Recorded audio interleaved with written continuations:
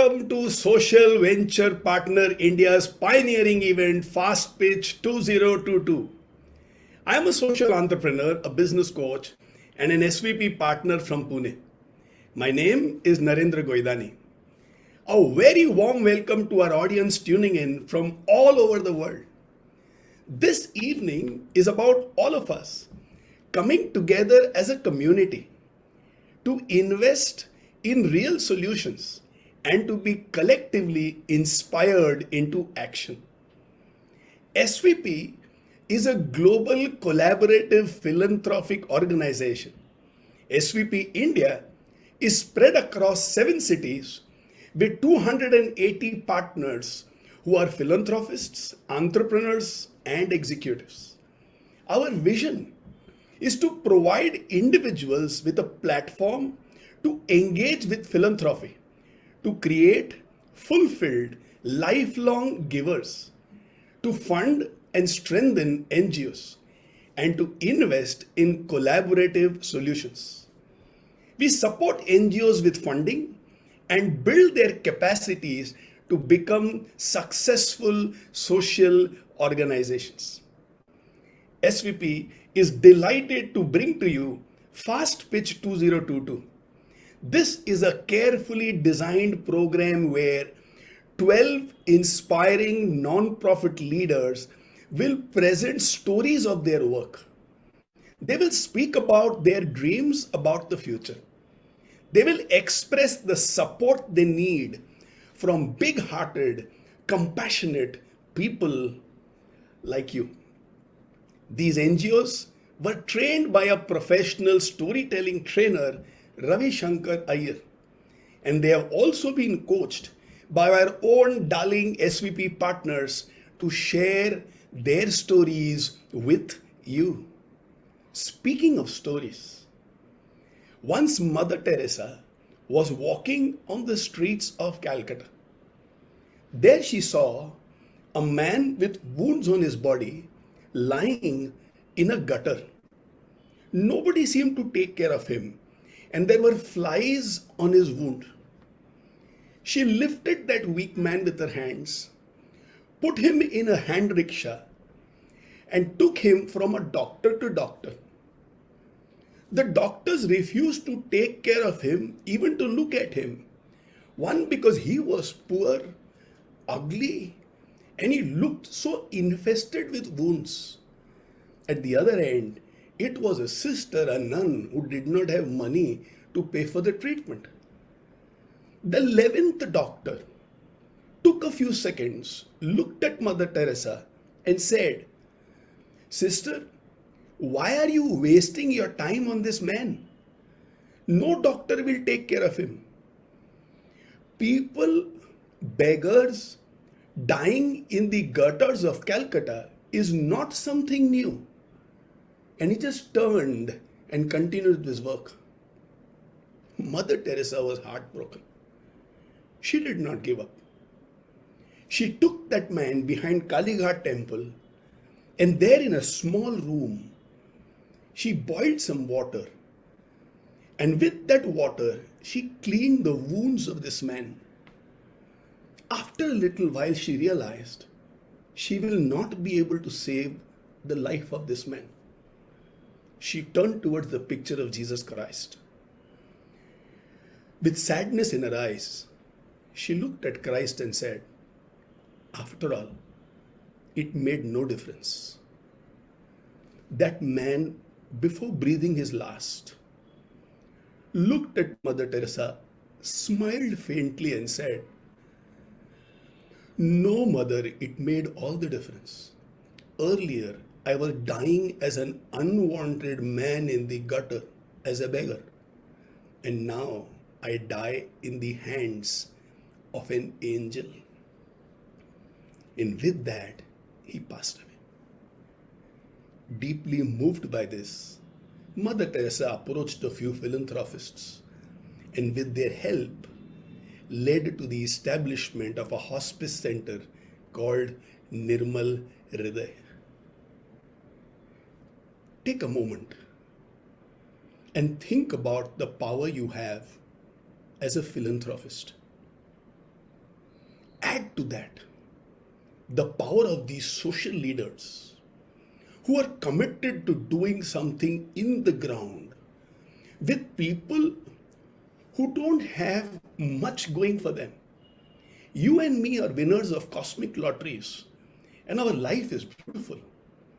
And many out there are struggling.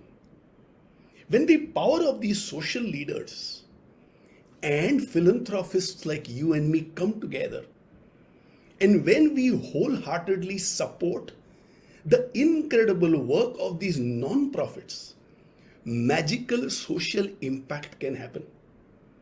Today, 12 such NGOs who are working to solve some of the biggest social issues of our time, issues that transcend local and regional limits, are going to share their stories with us. Their stories are going to move us, and that's my promise to you.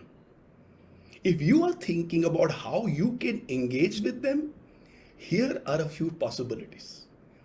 There are some essential buttons on the right hand side of your screen. You can click the donate button, keep our Give India fundraising page open, and voluntarily contribute and therefore support the NGOs.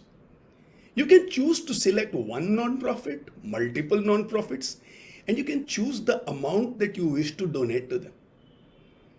To speak to the founders and to take a deep dive into their work, click the Request a Callback button. If you are a part of a CSR team today, our 12 NGOs can become a credible pipeline for your CSR work. Through the same button, click and connect with them. As this evening goes on, use the chat button and share your comments, your reactions, and your love with all of us.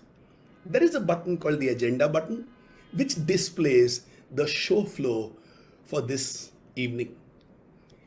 Putting together this first of its kind philanthropic event has truly been a labor of love and efforts at SVP for the last 6 months.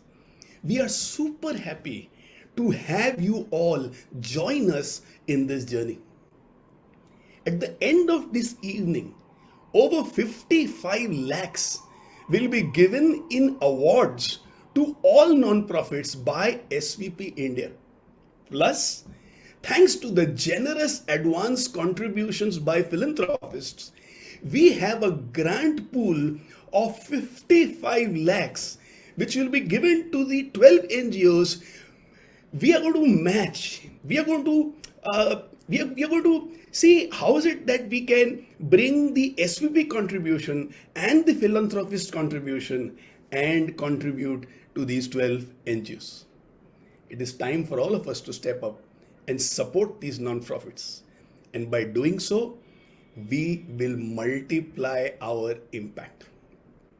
All the NGOs we are going to hear from are already winners, and they have been carefully selected from an application list of 61 NGOs. Based on how they present their stories today, we will have a bronze winner receiving a grant of 7.5 lakhs, a silver winner receiving a grant of 10 lakhs, and a gold winner receiving a grant of 15 lakhs. All the other presenting NGOs will walk away with a minimum of 2.5 lakhs. To help us decide the winners, we have three lovely people, three lovely judges. They are Safina Hussain, founder, Educate Girls. Under her leadership, Educate Girls launched the world's first development impact bond in education, which on its completion in 2018 surpassed both its target outcomes. We also have with us Amit Chandra, Chairperson, Bain Capital Advisors India and co-founder ATE Chandra Foundation. Besides his numerous achievements and contributions, he has been named in the 216 Forbes Asia's Heroes of Philanthropy list. And we also have Preeta Venkatachalam, partner, Bridgespan Group. She has advised governments, donors, foundations, philanthropies, and the private sector on a whole wide range of global developmental challenges. Oh, they clearly have a challenging task ahead of them to select the top three among 12 winners. Thank you, judges, for being here. Now, let's begin our fast pitch 2022 presentations.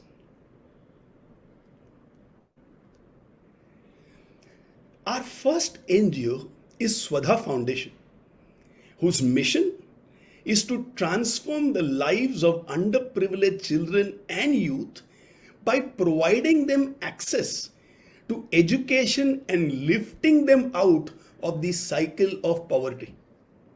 In most cases, the beneficiary will be the first to be educated in their family. By the way, did you know that Albert Einstein was the first educated member of his family?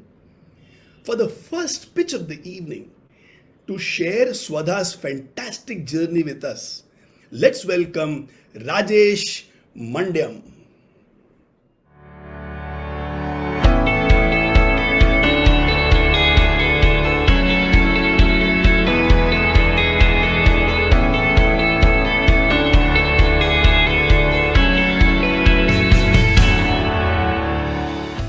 Hi everybody, I am Rajesh Mandyam, the founder trustee of Swadha Foundation. Think of yourself for the next 4 or 5 minutes as a rural boy or girl, a 10th topper from a poor rural family. Think what happens if your father, who is the sole wage earner, actually meets with a life-crippling accident. Think what happens if your family cannot afford an evening meal, so you have to get to work to get that. Think what happens if your parents come and tell you and your siblings that only one of them gets the chance to buy books to study. Think that because you are a girl, you are told by your father to discontinue studies, whereas your brother gets more chances. This is the problem that plagues youngsters in rural India today. What do they choose? Now, it's a stark situation in India. Most of rural India does not go on to study up to graduation. Very few people get a chance to get trained and enter into the formal sector. Now, this problem plagues 33 crore people in this country, youngsters, and this is 28% of the world's population sitting here in India. Now, this problem dawned on me in 2010 when I was living in Stockholm, and I received an email from my colleague asking for some money to educate a rural youngster. I was so moved by the problem that I spoke to my parents about it in the next Skype call. They gave me a big surprise. They told me to take all their life savings and start with Swadha Foundation. We started Swadha with one beneficiary, that is Naveen. He is now well settled in life and he is our donor. Now we have a simple 3E approach, which is to educate, enhance, and employ our beneficiaries. We educate them from the 11th standard till the end of graduation or a professional degree. We enhance them with over 2,000 hours of help spread across 5 or 6 years. This includes job readiness training, mental wellness training, summer internships, English education, one-on-one mentoring, and access to digital tools. We finally employ them in a white-collar job with a lot of focused skilling. Now, we have been doing this for 12 years. We have made sure that our beneficiary students who get employed increase their annual family income by between 5x to 15x times. We support girls, they make around 60%. Now, most of our beneficiaries are first generation graduates. We support students from over 150 villages. Finally, we have the backing of 100 plus selfless Indian mentors, both living here and abroad, who give these students their knowledge and wisdom. Now, we want to scale this model. We want to make this to 1,000 students. We want to make our students digitally literate. We want to employ key staff.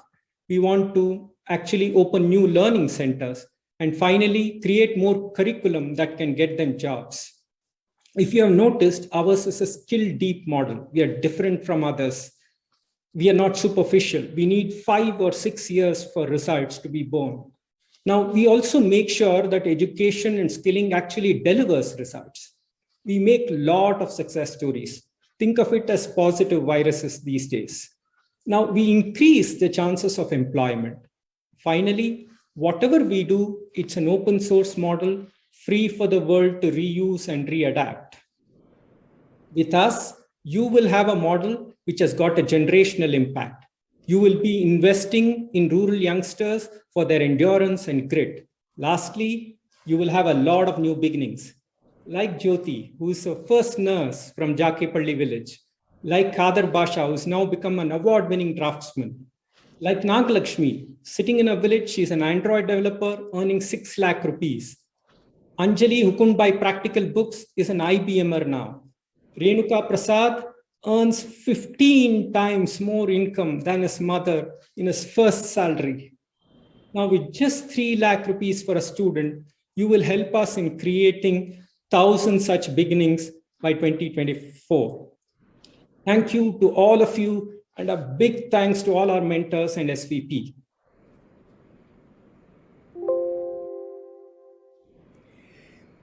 Thank you so much, Rajesh.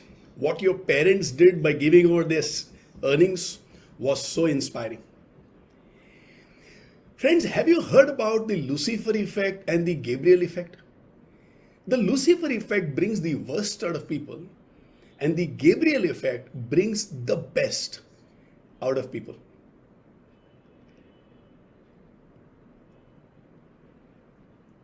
Hello? Yes. Okay. The next presenting NGO is called the Stonesoup Trust.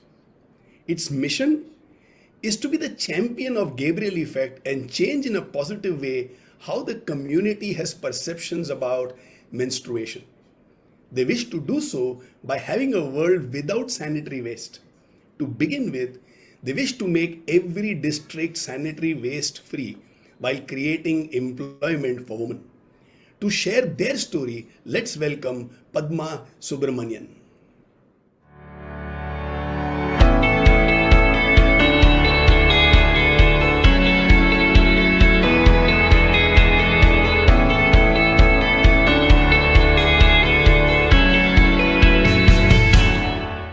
Hi, I am Padma. I am the head of Stonesoup Trust. Previously, I was working for Tata Trust. I was working in Yadgir in the menstrual hygiene management program. The government there was distributing free disposable sanitary pads for schoolgirls to manage their period. All the girls were very happy receiving it. But they just had one question. How do you dispose of a disposable sanitary pad? Now, there is no good answer to this. You cannot dump them in the landfill. The plastics in them will take around 800 to 1,000 years to disintegrate. You cannot flush them. They are going to block your drains. You cannot burn them or micro-incinerate them. They are going to release dioxins and other carcinogens. There is no way you can dispose of a disposable sanitary pad from the face of the earth. This is just not a problem of Yadgir. There are 335 million menstruating women in India, and about 90% of the urban women and 60% of rural women use disposable pads, which means India is creating 12 billion sanitary pads every year. And now, if you're going to discard them the way we are discarding it today, you're not going to have a Mount Everest tomorrow. You're going to have a pad Everest. Then why is the government continuing to distribute free disposable pads or subsidizing them? Period poverty is a reality. All they want to provide is a cash-free solution for women to manage their periods. Stonesoup Trust, we work towards eradicating period poverty. We just don't provide cash-free solution. We are a cash-free, trash-free, and a rash-free solution. It's all about gifting sustainable menstruation. A menstrual cup is the most sustainable way for you to manage your period. It lasts for 10 years. It saves around 1,800 disposable pads from going to the landfill. And during your menstrual lifetime, a woman just uses 4 cups. Because of the stigma around insertion, we recommend reusable cloth pads for school children. It lasts for about 4 to 5 years, keeps away 500 disposable pads from going to the landfill. And in a menstrual lifetime, a woman would just be using 35 reusable cloth pads. Now let's compare this with the disposable pads. It lasts for just 4 to 6 hours. It is lying all around us. And in a menstrual lifetime, a woman would be using more than 6,000 pads. Let me share with you some inspiring stories. Kusuma Reddy is an ASHA worker. She gives door-to-door care for sick people and pregnant women. She found it very difficult to manage her periods, especially when she is putting long hours in the field. Prolonged use of disposable sanitary pads caused a lot of rashes and discomfort for her that she stopped working on her menstruation days. Today, she is a very happy user of Stonesoup menstrual cup. She manages her period very comfortably for 8 hours. She has started working even on her menstruation days. Stonesoup Trust has already donated 3,000 plus menstrual cups for COVID warriors like Kusuma Reddy and women in communities. Navya and Divyashri are school children. They were recipients of the government-free disposable pad scheme. They found it extremely difficult to dispose of their pads, not only in the school, but also at home where the waste pickup was very irregular. Today, they are very happy users of Stonesoup's reusable cloth pads.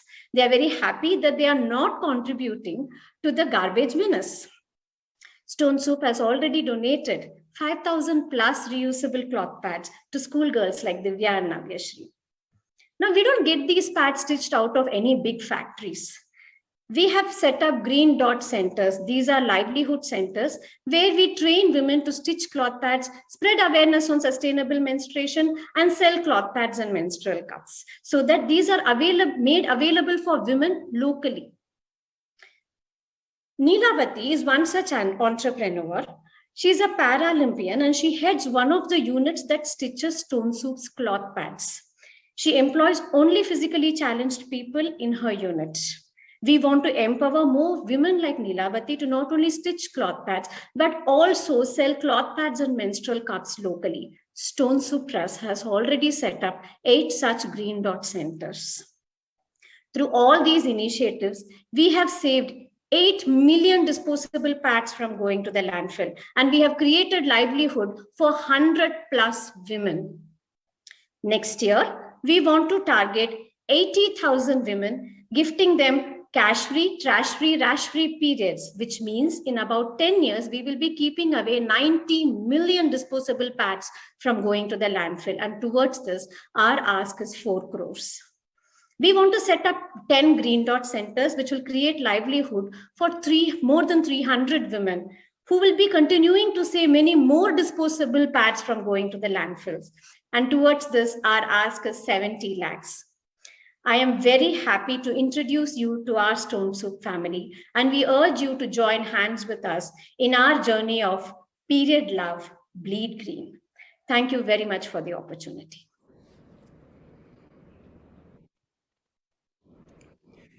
Thanks, Padma. Loved the way you spoke about the pad mountain, the period poverty, green dot, and the cash-free, trash-free, and rash-free life that you want to give to the woman. To my friends here, just a small reminder to support these fantastic NGOs. On the right-hand side of your screen, there's a donate button. Click on that and please do the needful. Any amount and all amounts are welcome. 100% of your donations will be given to the NGOs. And if you wish to connect with them and take a deeper dive into their work, just click on the request a call back and they will revert back to you.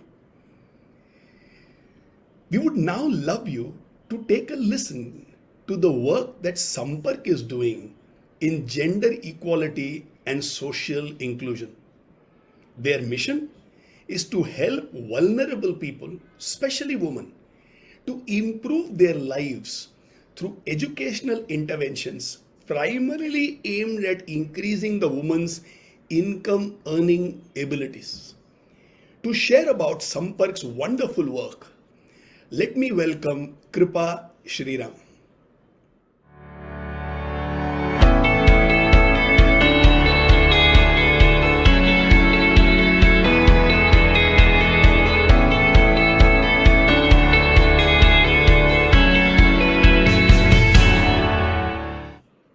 Good evening, everyone.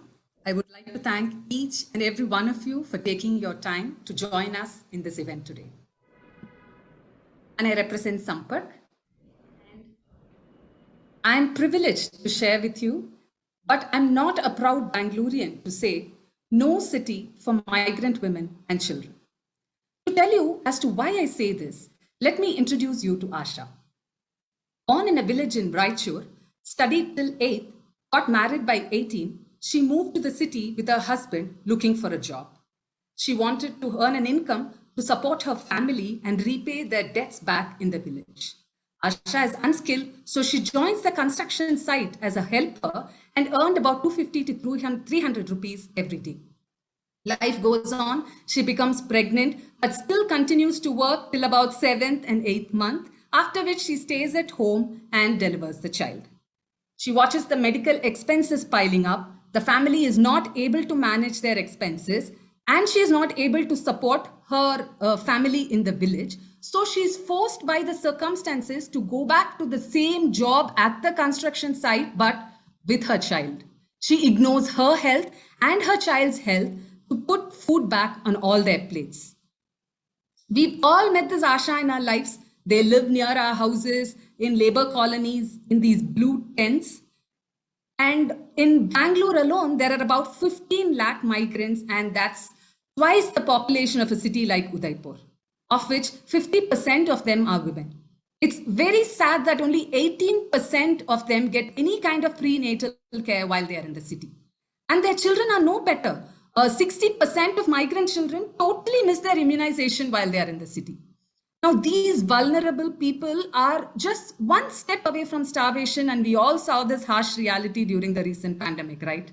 I mean, the lack of information about the state support, the fear of the unknown, the inability to manage their expenses, just push them to take the roads back to their homes. So let us not make them walk back again. And at Sampark, we very strongly believe this, and we are her friend, philosopher, and guide. How we empower Asha is we provide them with childcare facilities, we provide information and awareness about her rights, and we connect her to the existing social protection schemes of the state, and we link her to the medical facilities in the city, and we also provide skills training when needed. And what we do for Asha's children is we run creches where we provide a safe and fun space for them to learn and serve them 3 meals, nutritious meals a day, and monitor their growth monthly, and so that we catch their malnourishment early and put them on special diet. We get them school ready and admit them to the government schools in the cities.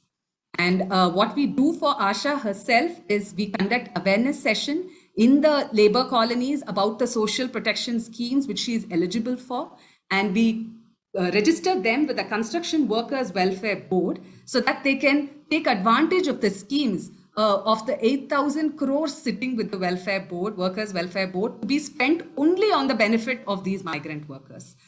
We conduct health camps for them and link them to the pre and postnatal care with the public health centers, Anganwadis, and the government hospitals in the city.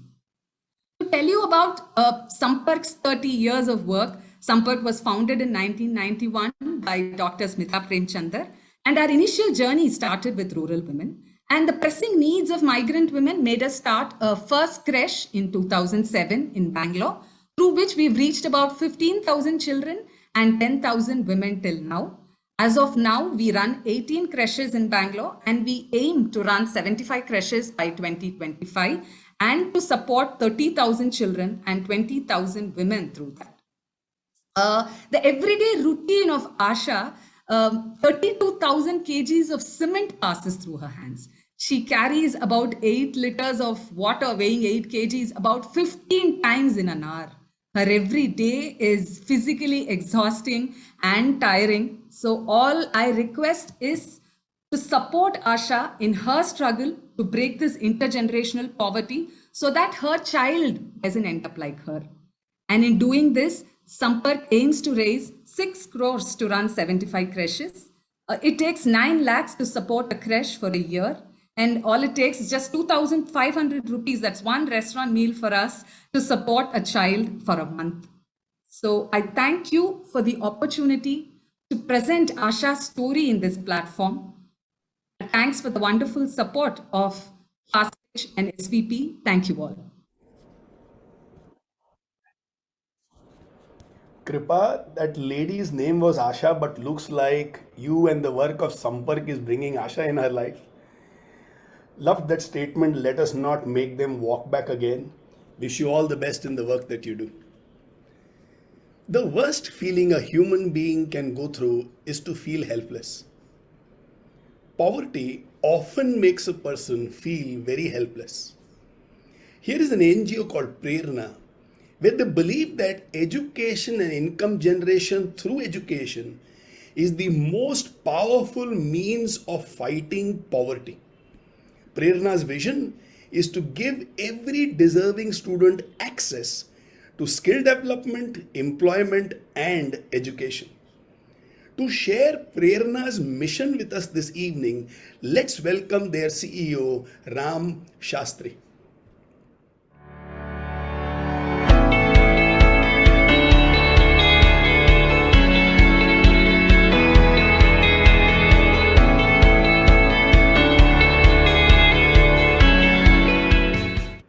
Thank you, Naren.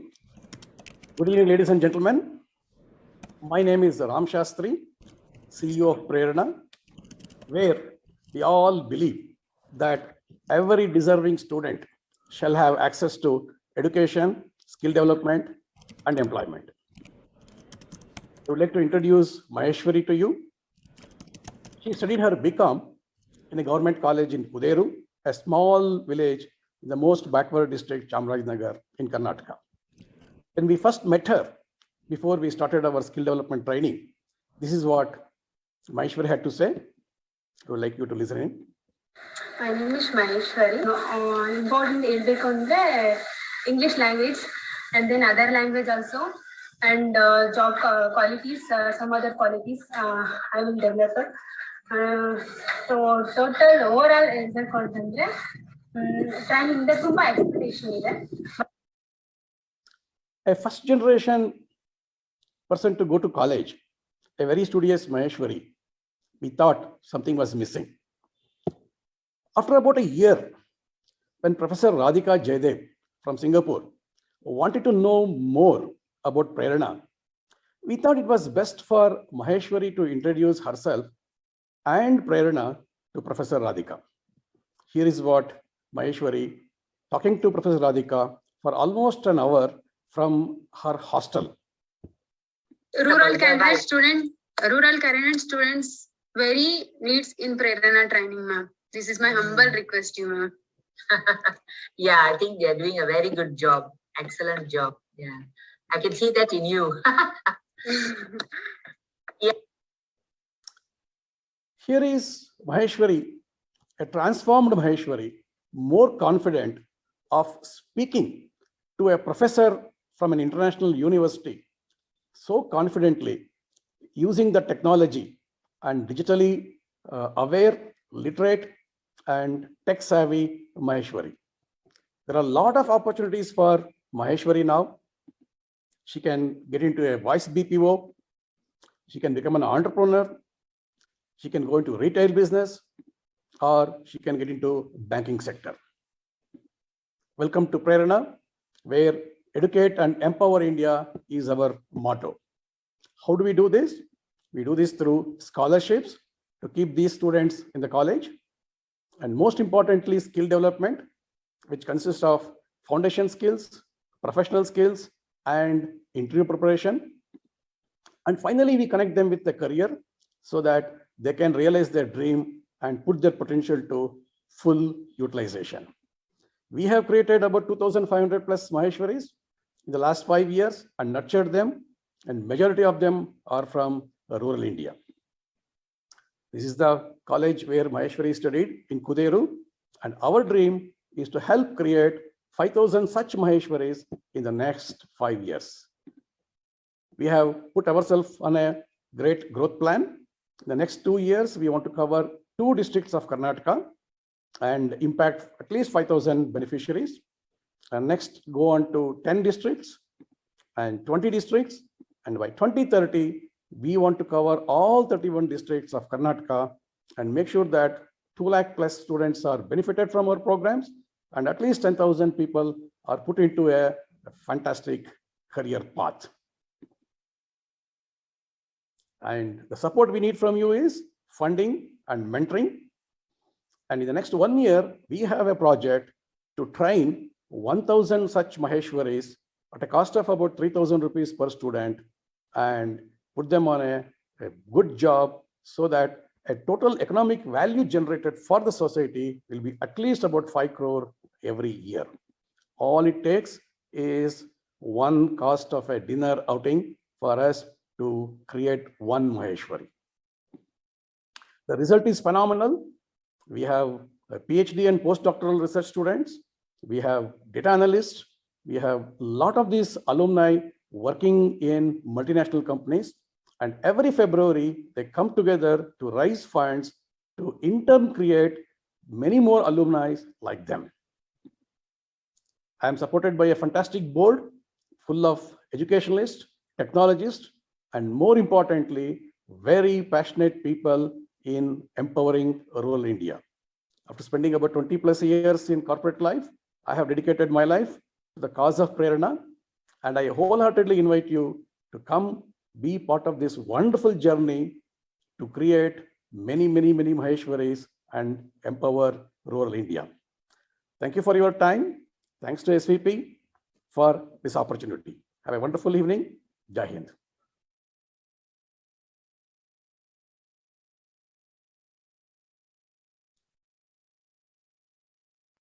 Ram, you are doing fantastic work through Prerna. Rabindranath Tagore had the dream of India being a country where knowledge is free, which he wrote about in his poetry, where the mind is held without fear. Wish you all the best for your work. My dear philanthropy friends over here, let me share something very exciting with you right now. All of you put together have opened your hearts and your wallets and have been contributing beautifully. Here is a good news to share with all of you. The total amount which has been contributed as of now by people present in the platform right now is 36,72,524. Let's see if we can cross the amount of crore by the time we complete today's session. Munshi Premchand, in his story Budi Kaki, says, "Budhapa bachpan ka punar agman hota hai."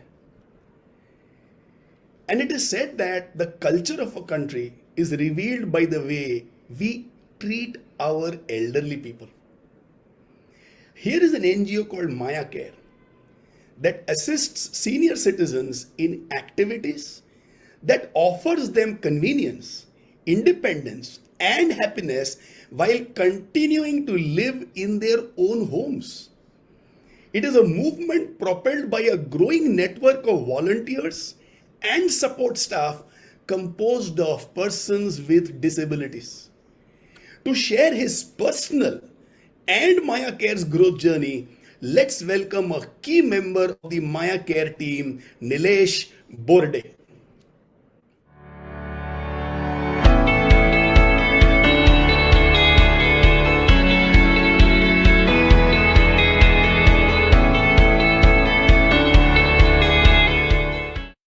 Hello and Namaste.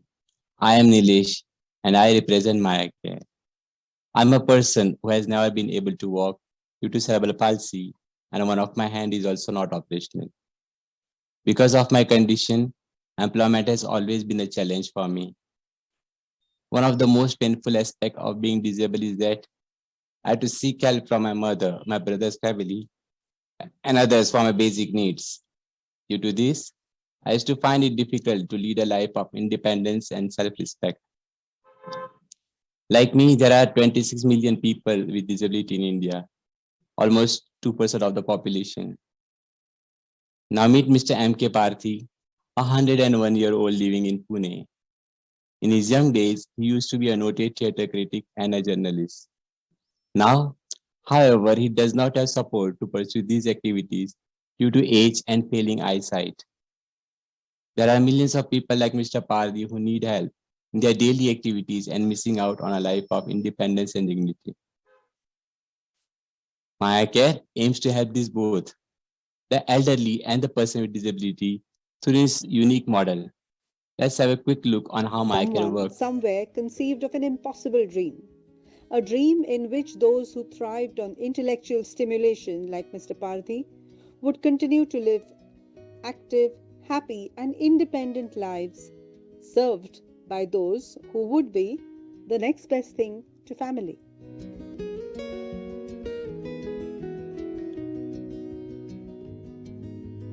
A dream in which the administrative backbone of this service would be persons who overcome their disabilities, learning, growing into independent professionals to lead Maya Care.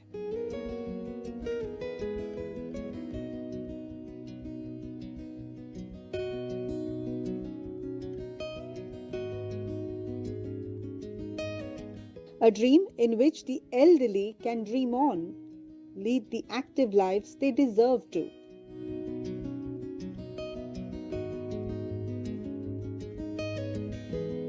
A dream in which persons with disability achieve their own dreams, a sense of purpose and financial independence.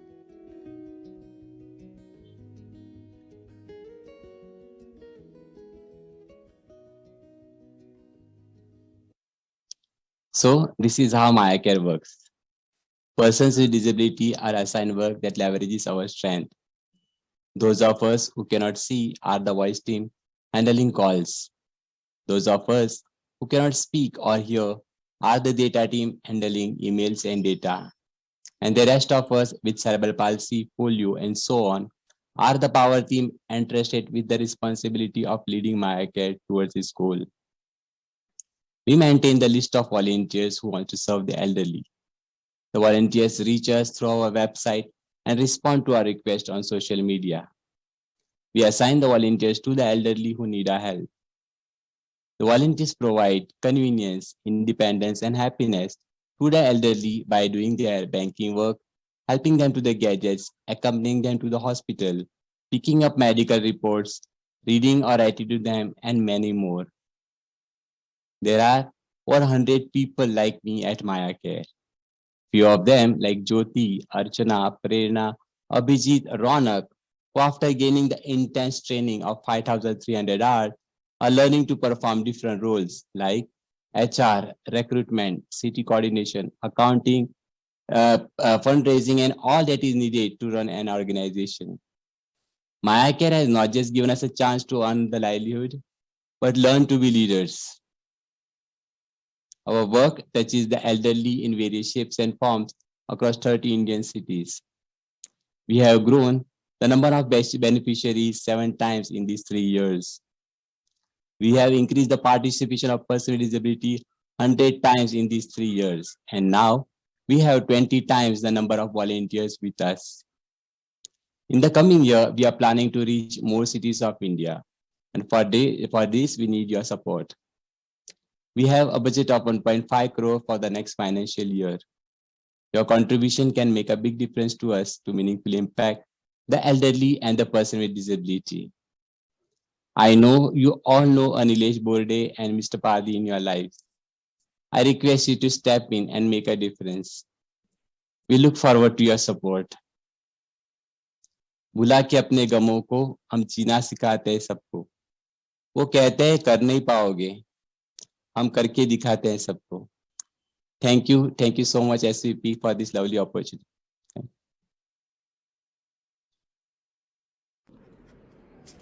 Nilesh, you and your story has been so inspiring. There must be many Nilesh and many Pardi over there. Hundreds of PWDs are working, training of 5,300 plus hours, and creating leaders. Hats off to you. At this point of time, let me share another great news with all my philanthropy friends over here. More than 900 people had registered for this event, and you will be delighted to know more than 600 friends are with us live in the event right now. We are almost halfway through the pitches. What a moving experience this has been so far. Can't wait to hear the remaining pitches also. It is wonderful to see such a varied audience coming together, such lovely NGOs coming together. Fast pitch is certainly about a community coming together. Now let's hear about the power of philanthropy and SVP from two wonderful people who are leaders by profession but philanthropists by heart. Let me take this opportunity to welcome Sunil Bhandari and Shashi Rajamani with us. Sunil is the Executive Director in the RPSD Group and SVP Kolkata's chair. Welcome, Sunil. Hi, nice to be here. Shashi Rajamani is the Principal Trustee of Konrai Foundation. Shashi has also been SVP's founding partner for Bangalore. Welcome, Shashi. Hi, Naren. Sunil, you have been a philanthropist and a giver. As a part of your philanthropy journey, what made you join SVP? Oh, okay. So, if I have to talk about how I joined SVP, can you indulge me with a small story which I want to tell you? Please go ahead. So, in the late 80s, early 90s, I had come to Bombay for work. My office was in Worli. And whenever I used to travel to town and back, I used to see these little bright and beautiful girls selling flowers at traffic crossings. I used to banter with them, sometimes buy flowers, more often than not buy anything, but talk about epiphanies. That's when I saw Meera Nayar's Salam Bombay. And my Bombay friends told me about the reality of the lives of some of these extremely young girls. And I remember I used to feel so angry and helpless. At around that time, the Nanhi Kali project was launched by the Mahindras. And my wife Tanu and I decided to support the lives and education of a couple of girls. I remember it gave so much joy to get the periodic report cards of these girls we supported. They were called Chandni and Reena, if I remember correctly. It was a very small thing, the tiniest act of philanthropy one could do. But it did act as some kind of a moral imperative. But of course, it then gave way to another gap inside me, something which said, isn't there more that I can do? And that's when, much later, SVP came into my life. So SVP is like a wind vane.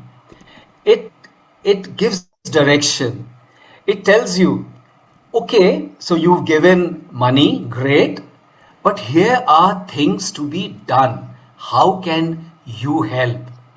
And you help with your brain, your talent, your experience, your time, and you see in front of your eyes lives changing like nothing you will ever see. Wonderful. Thanks. Thanks a ton for sharing that insight.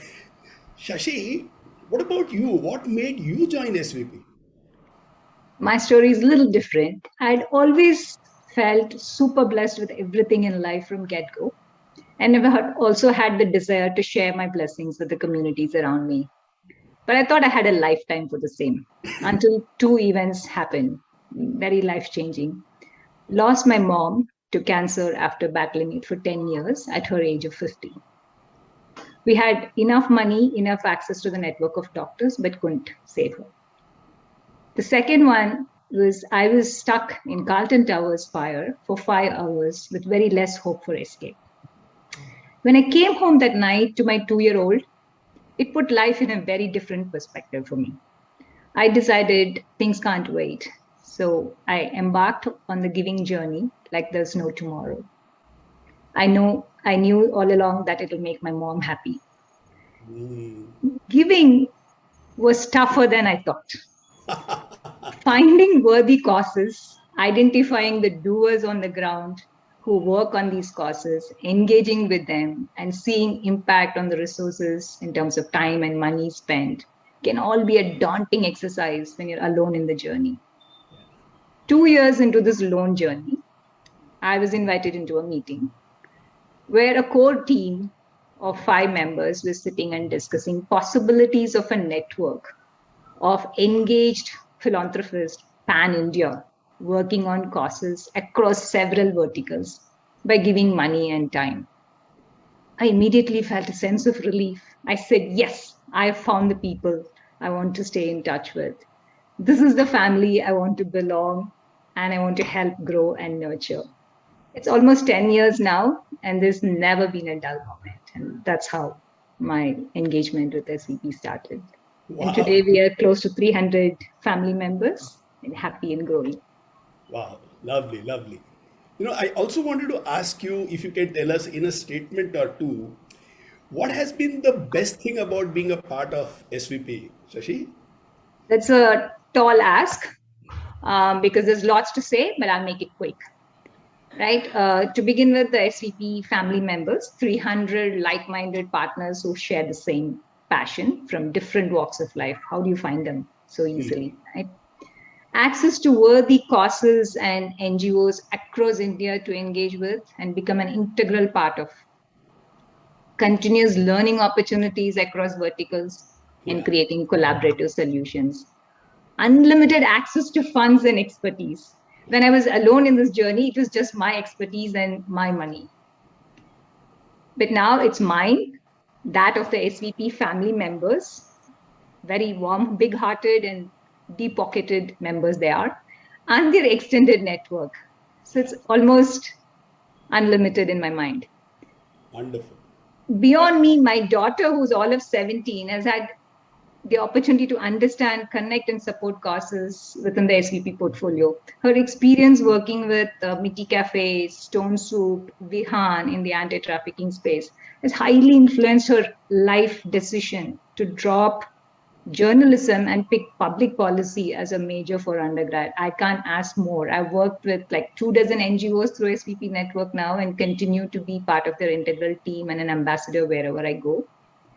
I'll take this opportunity for the 600 participants. If you're not part of the SVP family yet, please take this opportunity to sign up for a journey with us. Your journey could be unique, but nevertheless, it'll be very rewarding and humbling as mine. Thanks. Thanks a ton, Sashi. Thank you so much for opening your heart and sharing very deep things. Sunil, you have been the chairperson of Calcutta chapter. For you, what has been the best part of being a part of the SVP family? I think the best part of SVP is the tangible difference I can see happening right in front of my eyes, done in part with the support I have been able to give. So I'll give you two very tiny stories. We support an NGO, Vihan, which works with trafficked women. They rescued a girl who was 10 years old. God knows at what age she was picked up. In the rescue home, in its cozy safety, she was given milk. She looked at the milk and asked, "What is this?" That's how early she was trafficked. But Vihan rescued her. On a happier note, in Mitti Cafe, which Shashi just mentioned, which gives livelihoods to people with disability, two of the employees, Bhairappa and Rupa, who were both dwarfs and suffered with motor disability, they met in a cafe where they were working, fell in love and married. The twist to the story is Bhairappa's father asked Rupa's family for dowry. And Bhairappa was so angry that he did not invite his father, to the wedding. So doing one good segues into another. So this is the best thing about being part of SVP.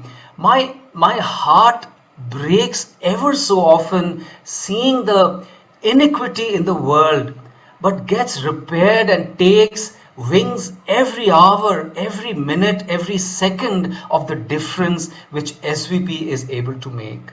That's how precious the work which SVP is doing. Wow, thanks, Sunil. Listening to you, Sunil, Shashi, has brought so many goosebump moments for me.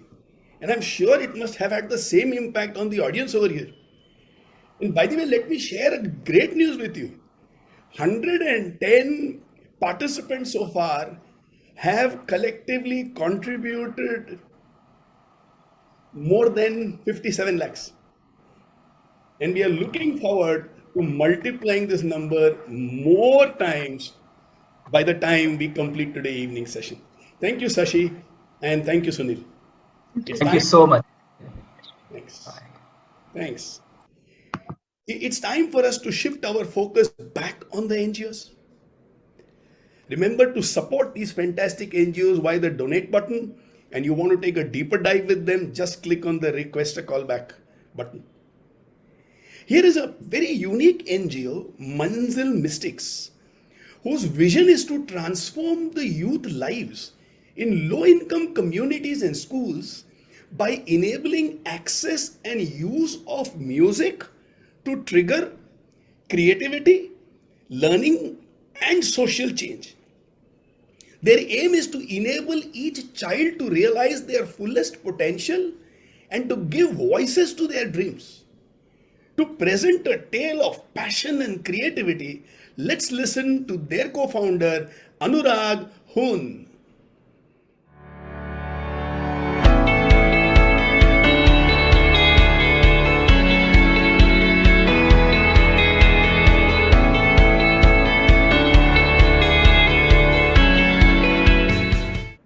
Hi everyone, my name is Anurag from a Delhi-based band and non-profit, Manzil Mystics.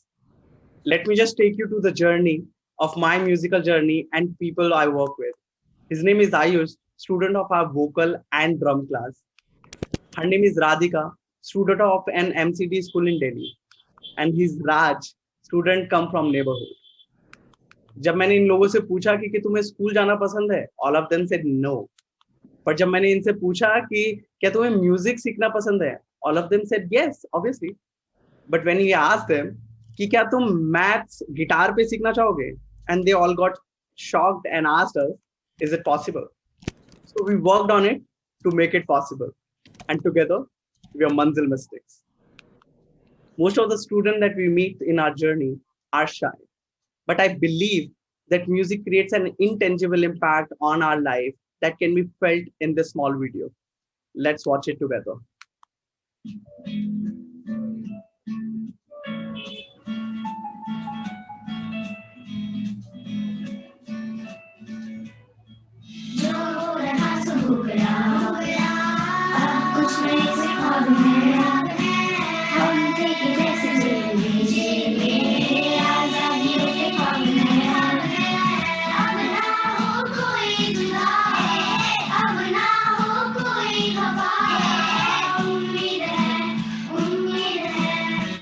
Umeed Hai is not just a song, but a whole project itself. The primary school choir, the same children that you saw in the video, actually wrote the song. I know you could feel the intangible impact I was talking about. But what makes me sad is 3 out of 4 or 4.2 million children only in Delhi do not get what primary school children got. Where we know that music not only aid in our academic and personal excellence, but also can become a career option for thousands of musicians. Thousands of musicians just like us. All of us come from the same community. 3 out of 6 of us, including myself, have experienced that intangible impact through music, as we got 100% scholarship to study in the USA and learn things but beyond music.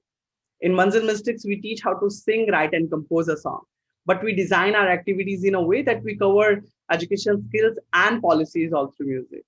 And since 100% of these schools do not have any infrastructure in place, We built India's first mobile music classroom and recording studio. So one bus can educate 8,000 children in 20 schools. We do it through a 2-year-long fellowship in which we find talented and most promising musicians from neighborhood just like us. Let me just share a story of Suraj. Just like Ayush in the first slide, Suraj wanted to learn music, but he had to leave his education in very early stage. He gave his love for music, becoming a musician, a try by joining Muscle Mistakes. After 2 years of dedication and being a curious learner, he got eligible to become a fellow with us. He spent 20 hours learning music and skills beyond music. In return, he got 15 to 25,000 a month. He used this opportunity to become a passionate musician leader in education, development, and music sector. By educating 400 plus children in 5 schools and work on various music-based projects. Suraj is not the only one. We have 54 stories like Suraj. Stories of 54 musicians come from neighborhood, trying to set their career in 3 different sectors. And that's what we will be doing in the fellowship.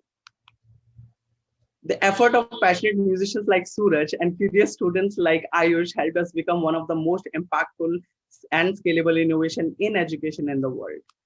And not only this, we have got recognized by 8 national and 5 international incubation and fellowship programs, and has partnered with organizations like SBI Card, Pratham, Delhi government, and all.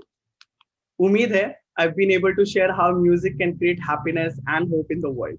Please help us by giving 1.3 CR for launching the fellowship this year. 70 lakh to build another bus music studio. 30 lakh to support salaries of musicians like Suraj, or gift us a music performance. Thank you so much.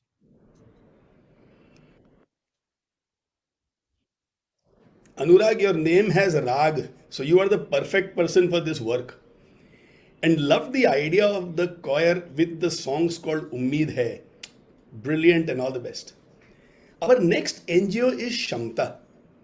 Their vision is to mitigate vulnerability of human exploitation survivors through vocational training, enhancing employability and financial self-sufficiency. To share their story, we have a veteran of the organization, Jairaj D'Souza.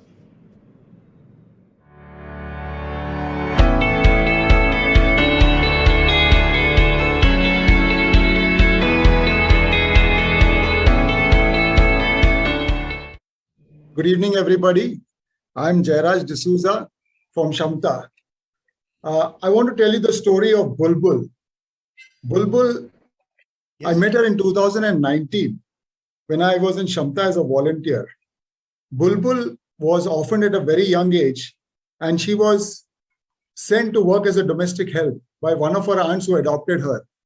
Barely in her teens, Bulbul was traded off several times to multiple locations. Bulbul, for 2 years, was trapped. She was beyond hope. The surprising thing about Bulbul was that during this time, she was rescued and sent for rehabilitation at least thrice. The authorities in the shelter homes, they were just kept saying that Bulbul is beyond hope. And the reason was because Bulbul kept going back to the same trade. But nobody asked the question why. Why did Bulbul go back to the same trade? In India, 16 million women face gender-based violence in a year. The number of young girls being trafficked has increased 14 times just in the last decade. And the reason for this is extreme poverty and illiteracy. The reason for this is this re-victimization is a major gap in the government's rehabilitation process, which fails to equip survivors with necessary life skills and vocational skills. In 2011, Shamta was born to break this vision, to break the cycle of re-victimization. And we do this by intervention of life skills, counseling, vocational skills, job readiness, and handholding. Shamta's 9-dimensional model of reintegration has been developed in the last 10 years to successfully break re-victimization. In this model of re-victimization, there are several interventions where women are taken through a process of counseling, where they're given life skills training, academic education if necessary, where the women are given mentoring, they are given job readiness training, they are even placed in jobs, and after being placed in jobs, they have handholding is done with them. And this takes a minimum of 2 years, and it can go even beyond 5 years because this is a very intensive process. Shamta's model of reintegration today has helped Bulbul. Would you like to know what has happened to Bulbul? Bulbul today is not only recovering and doing well, but she's being trained to be a lab technician. Bulbul's story is a testament of Shamta's model of engage, equip, and empower when it comes to generating livelihoods. And Shamta aims to sustain itself by this Shamta model of Shamta Unlimited Enterprise, where women survivors are given a very sheltered environment and an earn and learn method is provided to them. This helps the women to generate livelihoods, and it also incentivizes them. And this gives us opportunities to provide training to other women as well. We are on a mission. We want to scale up Shamta beyond Thane, Mumbai, and Navi Mumbai. We today want your help. We want to train and make 1,500 such bulbuls employable. And we want them to get livelihoods and live a decent life. For this, we need your help and support. We need 60,000 rupees per woman per month. That is just rupees 166 rupees, just a cup of coffee or a snack that you sacrifice. Or if you're on a diet, please save that money aside to transform the life of many such bulbuls. We need a 5,000 square feet facility where we can train and produce bags and fashion jewelry by these survivors which are sold in the market. We need your help for bulk orders. We need your help to place our women in jobs and to help them to get a decent living. Come, join with us to break the cycle of re-victimization. Thank you, each one of you, and thank you, SVP, for this opportunity.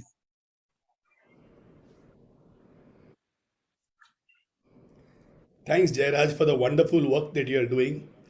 A bulbul whose voice would have never been heard has been heard thanks to your efforts. Listening to her story sent a chill down my spine, and I wish and pray you get all the support from everybody in the society. Our next NGO is Kadam, whose mission is to develop self-sustained rural business enterprises. They do this by creating income-generating opportunities by the use of locally available natural raw materials, the traditional community knowledge of handicrafts, and they develop environment-friendly, ethically made products keeping the current trends in mind.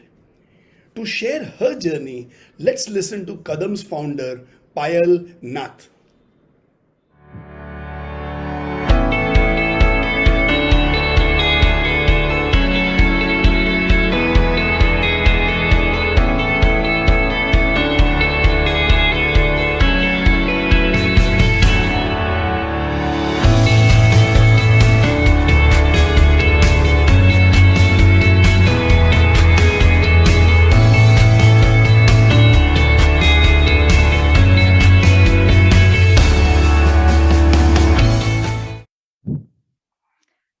A very good evening, respected panelists and the audience. Welcome to Craft Tech emerging from bottom of the pyramid. Handicrafts and handlooms was declared as a sunset industry, but it employs more than 9 million people in India. It also fulfills up to 12 of the 17 Sustainable Development Goals. While we lead the world in exports of raw materials like cotton, yarn, our global share of the finished goods is just 10.6%. Vietnam has 21% of the global share. Bangladesh and China buy this raw material from us and are able to export finished products at cheaper rates than us. The reasons seem hidden in low technology induction, non-efficient market linkages, the way we work in decentralized manner in the villages, and working in silos. The sector hasn't created work for such large numbers, enough for livelihood. So thus they look to migrate to cities to work. Craft sector needs revival and economic viability for these bottom of the pyramid culture bearers of our country. With this belief, Kadam was born in 2006. Nirupama is a postgraduate from a village in Orissa. She's an artisan's daughter also and knows basketry. In spite of that, she was looking for a job in the city for 4,000 to 5,000 per month to support her two daughters and her mother.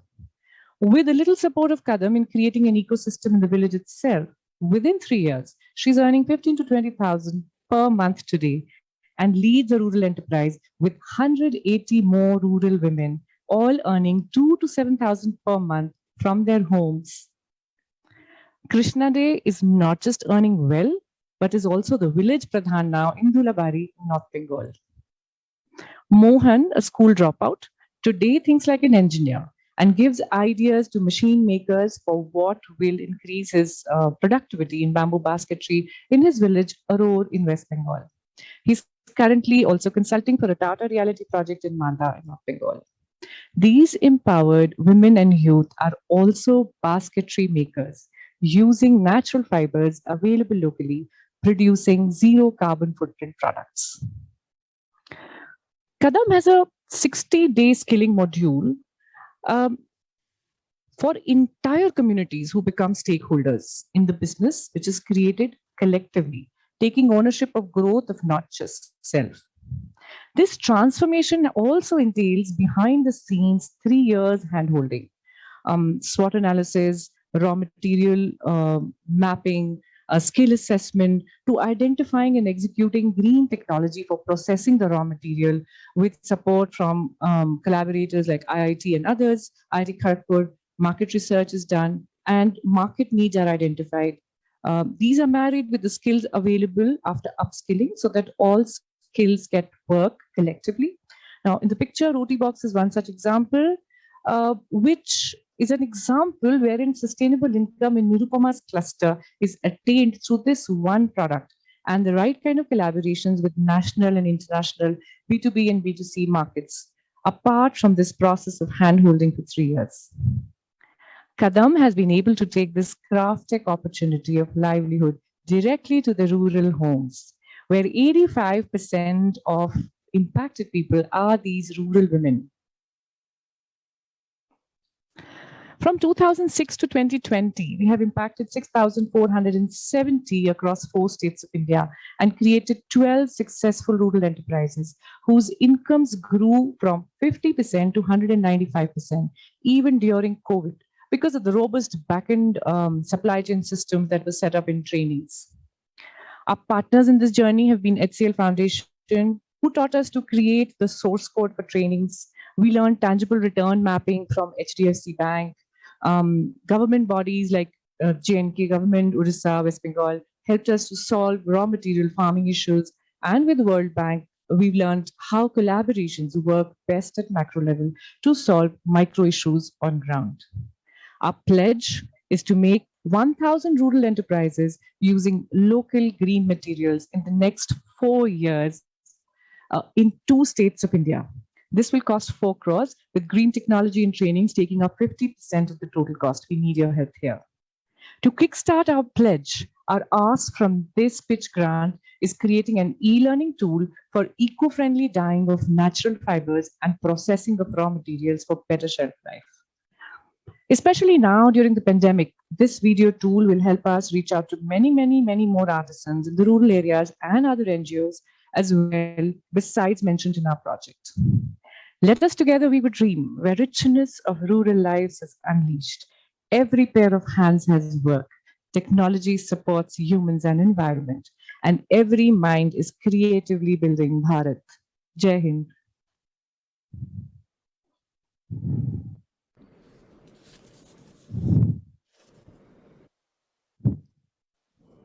Thanks, Payal. The way you have created the craft tech transformation model is so wonderful, and 12 successful enterprises. Congrats and wish you all the best for everything that you want to do in the future. Here is a good news from the back end for all of you. Right now, there are 666 people watching this session live. And as per the last information we have been able to collect 63 plus lakhs from 134 supporters. All our friends who are still here, please do your best, open your hearts, open your wallets, and let's contribute some mind-blowing amount and support to the 12 fantastic NGOs that we have. The next NGO we have is called Kaarigar Clinic. Their mission is to develop entrepreneurs among Kaarigar communities, to create sustainable livelihood, and to strengthen the Kaarigars' social and economic status. They want to empower them to make villages a better place to work, earn, and live. To share his passion and his story with us, let's listen to the founder of Kaarigar Clinic, Dr. Nilesh Priyadarshi.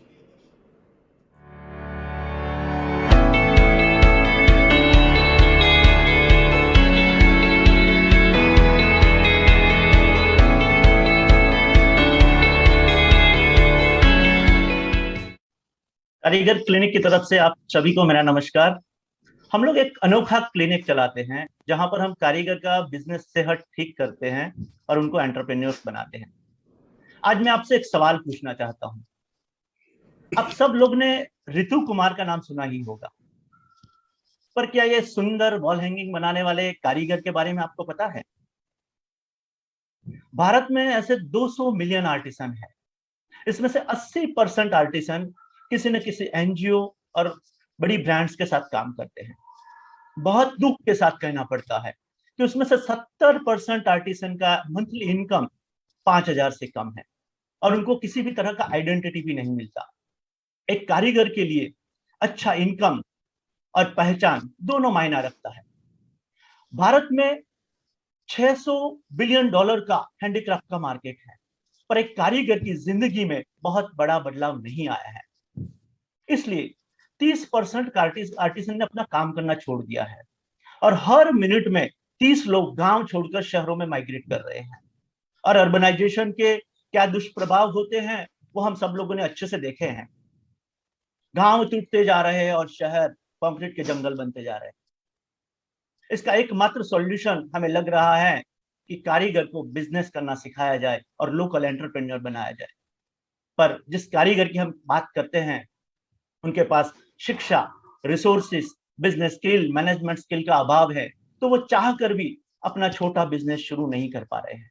और इसलिए हमने कारीगर clinic start किया है। इसको चलाने वाले हम 2 डॉक्टर्स हैं।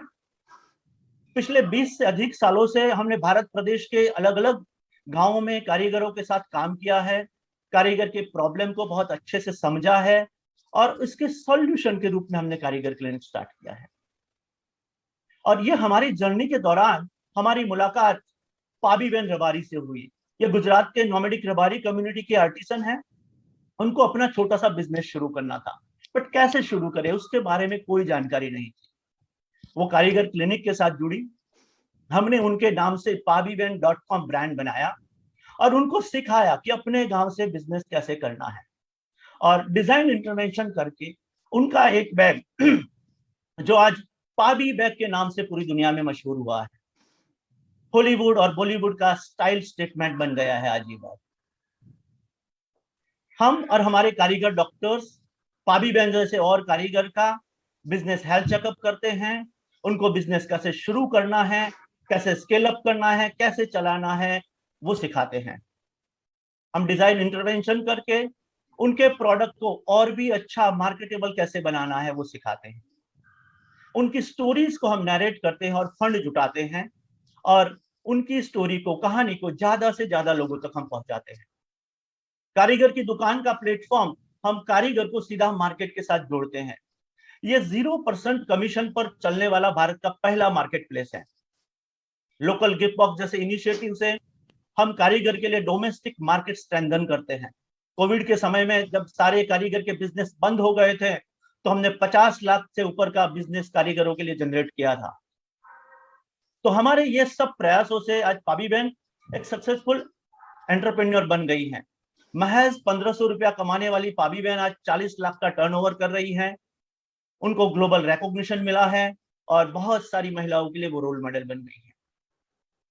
पाबी बहन के अलावा हमने और भी आर्टिसन बिजनेसेस डेवलप किए हैं, जैसे कि राजी बहन, एक विडो महिला जिसको कोई सपोर्ट नहीं था, वो कारीगर क्लिनिक के साथ जुड़ी और आज वो अपने गांव में 25 और विधवा महिलाओं को लाइवलीहुड देती है, मेंटली चैलेंज महिलाओं को लाइवलीहुड देती है और अपना इनकम 20 गुना ज्यादा बढ़ा पाई है। जब्बार भाई, जिन्होंने अपना ट्रेडिशनल काम छोड़ दिया था और एक टाइल्स फैक्ट्री में काम कर रहे थे, उनको हम उनके काम में वापस लाए और जब्बार भाई कारीगर क्लिनिक के साथ जुड़ने के बाद आज 1 करोड़ का बिजनेस कर रहे हैं और 150 आर्टिसन को लाइवलीहुड देते हैं। ज्योत्सना बहन, जो रोजगार के सिलसिले में शहर में माइग्रेट कर गई थी, कैलकुलेटर और बुक्स बेच रही थी, उनको हम समझा के अपने 400 साल पुराने क्राफ्ट में वापस लाए हैं और आज ज्योत्सना बहन 30 गुना ज्यादा इनकम कमा रही है। और हमें खुशी हो रही है कि हमारे ये सब प्रयासों से आज रिवर्स माइग्रेशन हो रहा है। न सिर्फ फाइनेंस, बट कारीगर को जो आइडेंटिटी, वैल्यू, रिकॉग्निशन चाहिए, उनको डिग्निटी चाहिए, वो हम उनको दे रहे हैं। और अभी तक हमने 1000 से ज्यादा कारीगर को अपने ट्रेडिशनल हैंडीक्राफ्ट में वापस लाए हैं और 5000 आर्टिसन को हमने डायरेक्टली इनडायरेक्टली इम्पैक्ट किया है। क्या होगा अगर भारत के हर गांव में पाबी बहन और राजी बहन होगी? तो मुझे लग रहा है कि भारत जैसे देश में हमें $1 बिलियन वाली कंपनी नहीं, पर 1 मिलियन आर्टिसन एंटरप्रेन्योर्स की जरूरत है, जो लोकल इकोनॉमी को मजबूत करे और महात्मा गांधी जी के सिद्धांतों पर ग्रामीण रूरल बिजनेस मॉडल तैयार करे, face to face market culture तैयार करे और इंटरडिपेंडेंट कम्युनिटीज बनाए। कारीगर क्लिनिक का विजन भी है कि हम आने वाले समय में भारत में पाबी बहन जैसे 1000 ग्रामीण एंटरप्रेन्योर तैयार करना चाहते हैं और 1 लाख फैमिली के लाइवलीहुड क्रिएट करना चाहते हैं। और आपके सहयोग से हमारा ये विजन परिपूर्ण हो सकता है। हमें आने वाले समय में 10 कारीगर एंटरप्रेन्योर्स तैयार करने हैं। एक कारीगर को बिजनेस डेवलप करने के लिए 10 लाख रुपए की जरूरत है। साथ ही में हमें कारीगर डॉक्टर्स की हमारी टीम को और बढ़ाना है और आपके नेटवर्क कनेक्शन का भी हमें जरूरत है। तो आइए हम सब मिलकर भारत की कला कारीगरी को आगे बढ़ाएं और ग्रामीण भारत में और भी पाबी बहन, जब्बार भाई जैसे आर्टिसन डेवलप करें। धन्यवाद।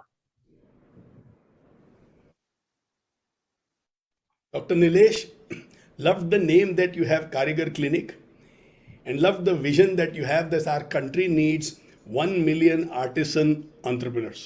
All the best for this journey. Our next NGO is iShaksham, whose mission is to build community education leaders to enrich the educational experiences of underserved children so that they become well-educated, skilled, and self-reliant. To tell us more about their work plans, let's listen to their program manager, Divya Sharma.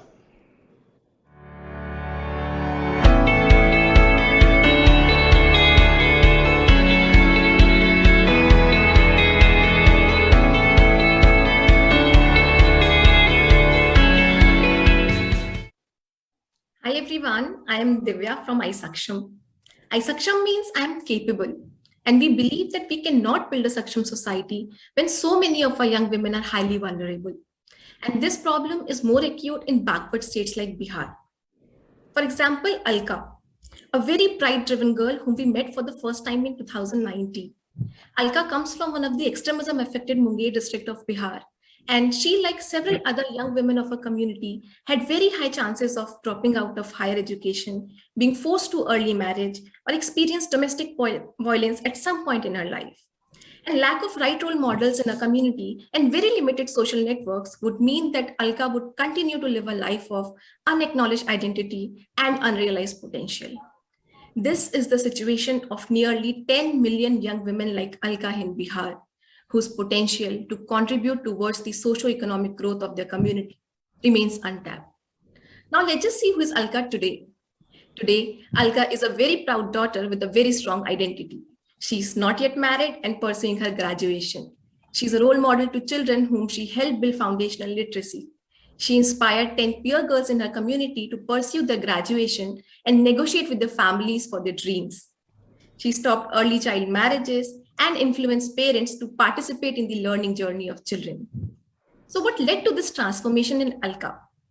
Well, she received 100 weekly coaching sessions and reported an increase in confidence in 2 years. Parallelly, she was placed in an under-resourced government school to teach children for 10 hours per week using modern-day activity-based approaches.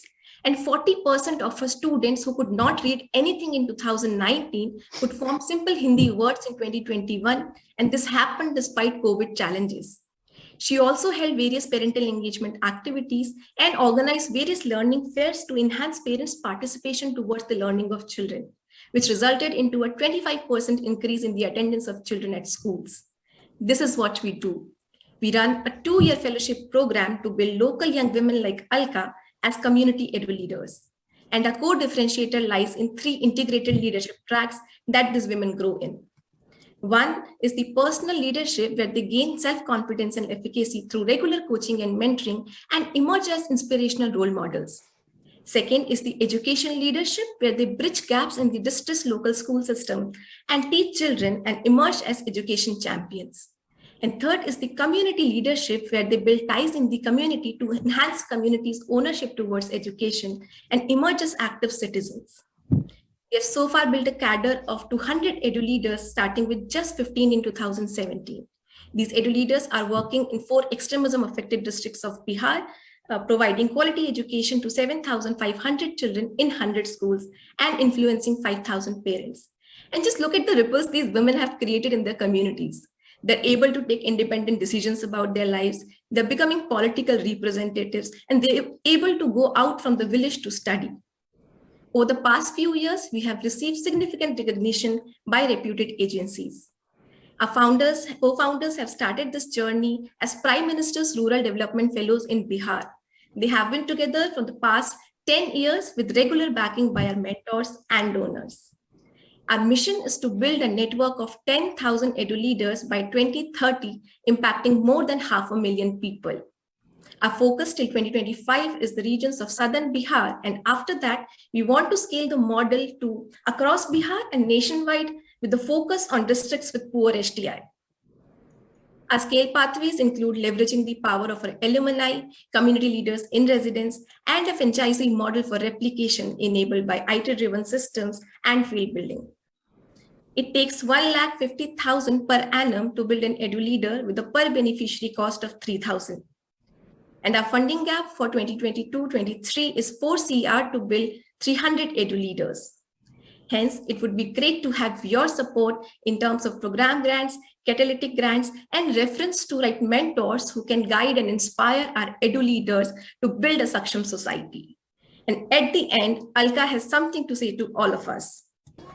उम्मीद है आप सभी को मेरी कहानी अच्छी लगी होगी, क्योंकि मैं हमेशा से एक ऐसी बेटी बनना चाहती हूँ जो कि पढ़ाएगी भी और बचाएगी भी। चलिए हम सब मिलकर एक ऐसे समाज का निर्माण करते हैं जहाँ हर घर में मेरी तरह एक अलका हो। Hence we wish हर घर में एक अलका हो। Thank you very much. Divya, Alka's story and transformation is stunning. And the place where you're working, this work is so required. We wish you all the best in the endeavors that you have. Here is a reminder to support these fantastic NGOs via the donate button on the right hand side of your screen. Please go ahead. What are you waiting for? The next NGO for today evening is DBM India.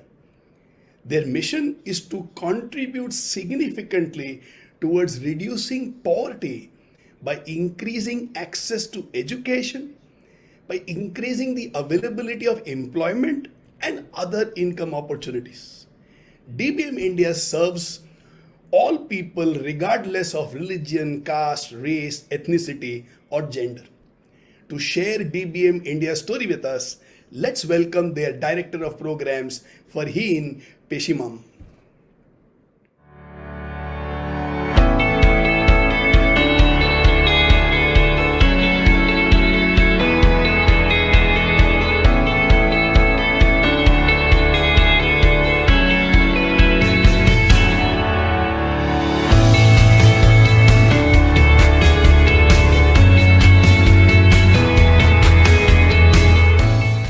Thank you.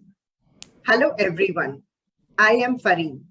I represent DBM India. DBM India works on enabling livelihoods to eradicate hunger because we believe if you give a man a fish, you feed him for a day.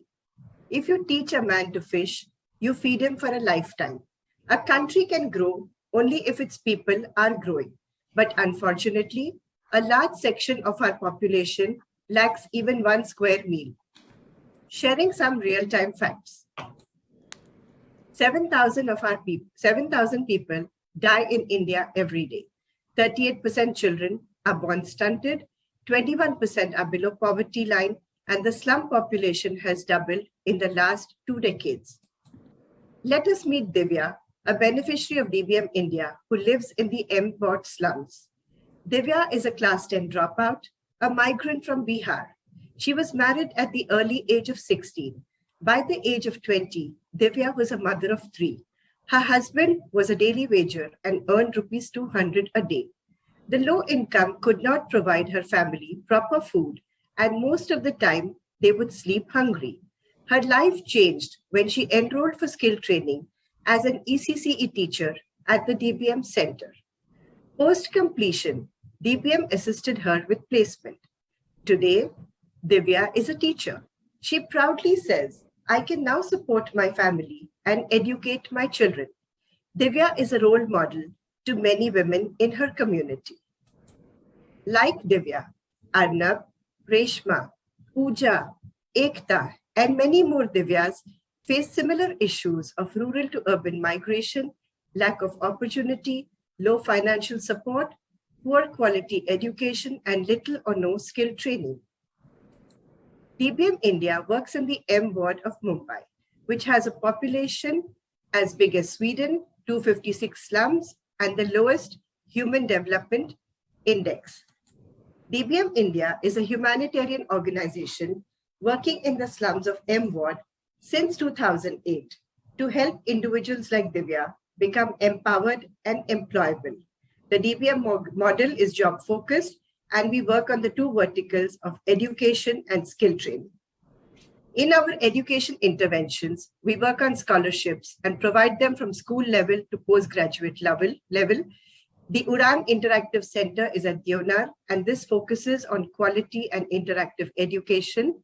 The Empowered Library and Study Center is made to help first-generation learners become achievers in professional careers. Our skill training interventions are in 5 skill sets. All our training programs are certified, and most of them have NIIT, MSCIT, and NSDC certification. We are happy to share that out of 70% who are earning a livelihood, 30% are entrepreneurs. In our journey of 13 years, we have consolidated our model and have impacted and empowered 17,000 plus beneficiaries in the skill training vertical and 20,000 plus students in the education vertical. Again, I would like to emphasize that 80% of our beneficiaries are women. But there is no stopping here. Our goal till 2025 is to educate 3,000 more students, to skill train 6,000 more beneficiaries, and to open 5 more new centers in socially disadvantaged areas. To empower more Divyas, we need your support. You are the ones who can make this possible. The cost of educating 1 student per year is rupees 36,000, and the cost of skill training 1 beneficiary is rupees 24,000. At a cost of rupees 20 lakhs, we can set up a center in any slum of Mumbai. Let us hear Divya. Hi, my name is Divya. मेरा बचपन का सपना था teacher बनना, but come as में मेरी शादी हो गई और मेरा सपना पूरा नहीं हो पाया। और मेरे मिस्टर डेली वेजर थे, तो मुझे बहुत प्रॉब्लम्स हो रही थी। डीबीएम ने मुझे बहुत सपोर्ट किया, स्किल ट्रेनिंग दी, कंप्यूटर सिखाया, इंग्लिश भी सिखाया मुझे, और डीबीएम के सपोर्ट से मैं टीचर बनी। Today I am a teacher. I proudly support my family and educate my children. Thank you so much. Your donations can help create everlasting change. Thank you, SVP, for giving us this wonderful opportunity. And thank you, lovely audience, for hearing us out. God bless. Thank you, Farid. It was so cute to hear Divya say "Mere Mister" and then speak in English. And her transformation into being a teacher and her pride is so visible. 30% plus people, beneficiaries, are entrepreneurs. Amazing, and wish you all the best for all your work. The last NGO for today evening is Daksha's Foundation. Daksha's helps marginalized patients get non-emergency medical treatment by tapping into its network of healthcare providers for secondary and tertiary healthcare. They strive to ensure that no patient suffers constraints in healthcare. To fulfill his dream of universal healthcare and why he decided to start Dakshas, let's hear from Dr. Bharat Sharma.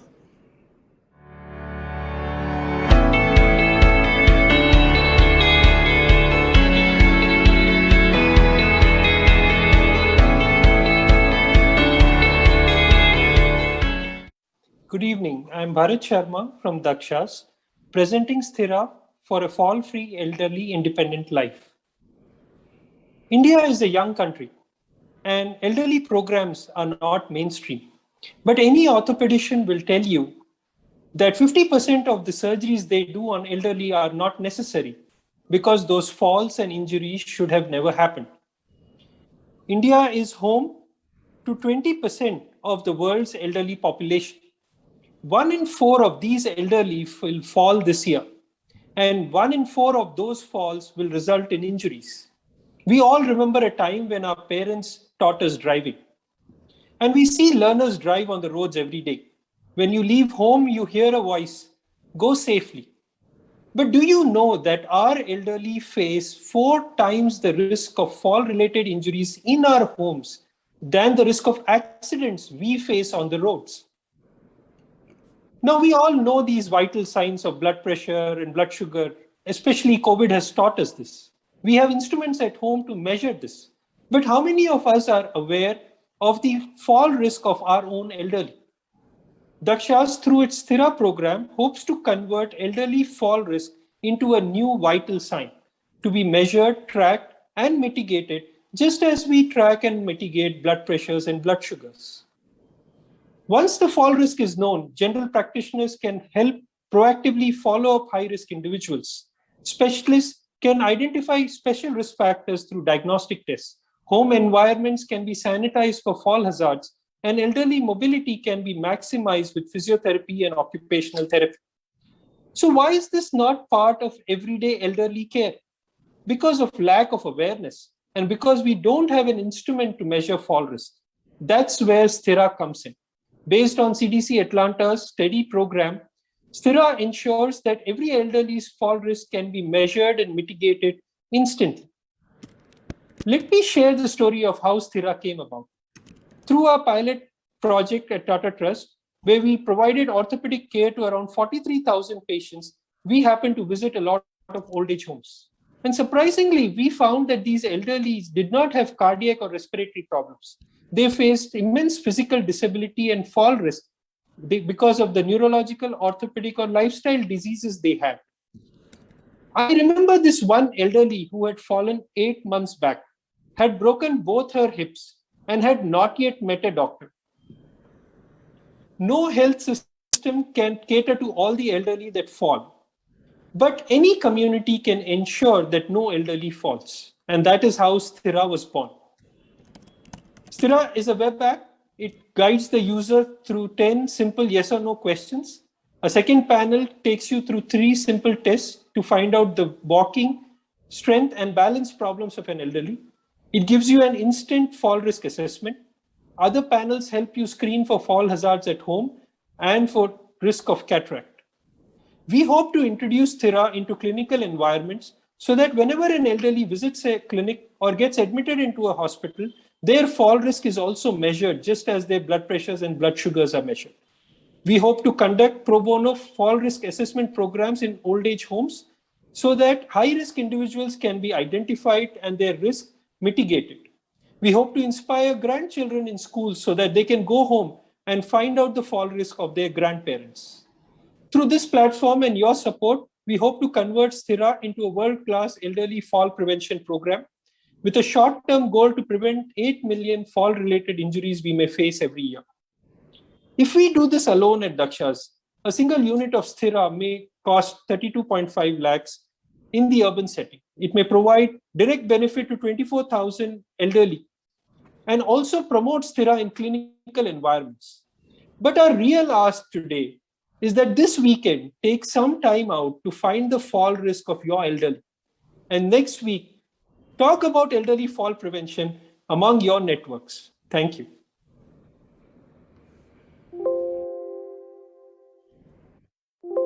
Thank you so much, Bharat, for your sharing.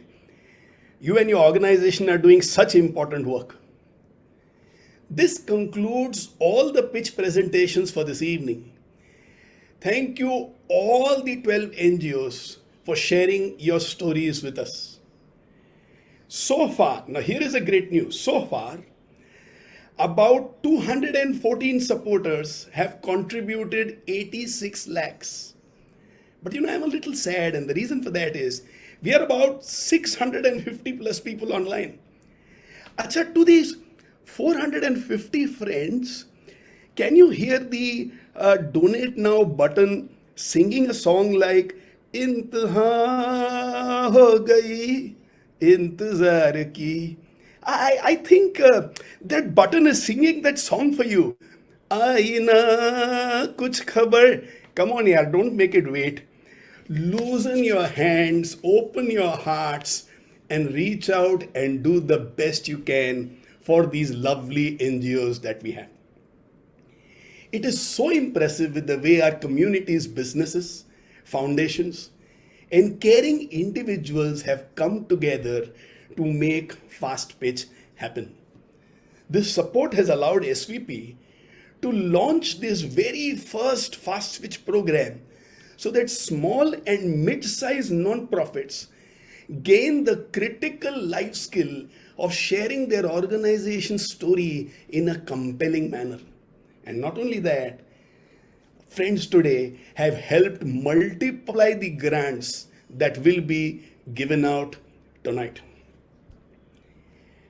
Right now, we will take a few minutes now to organize the judges in the breakout room for the final tabulation of the winners.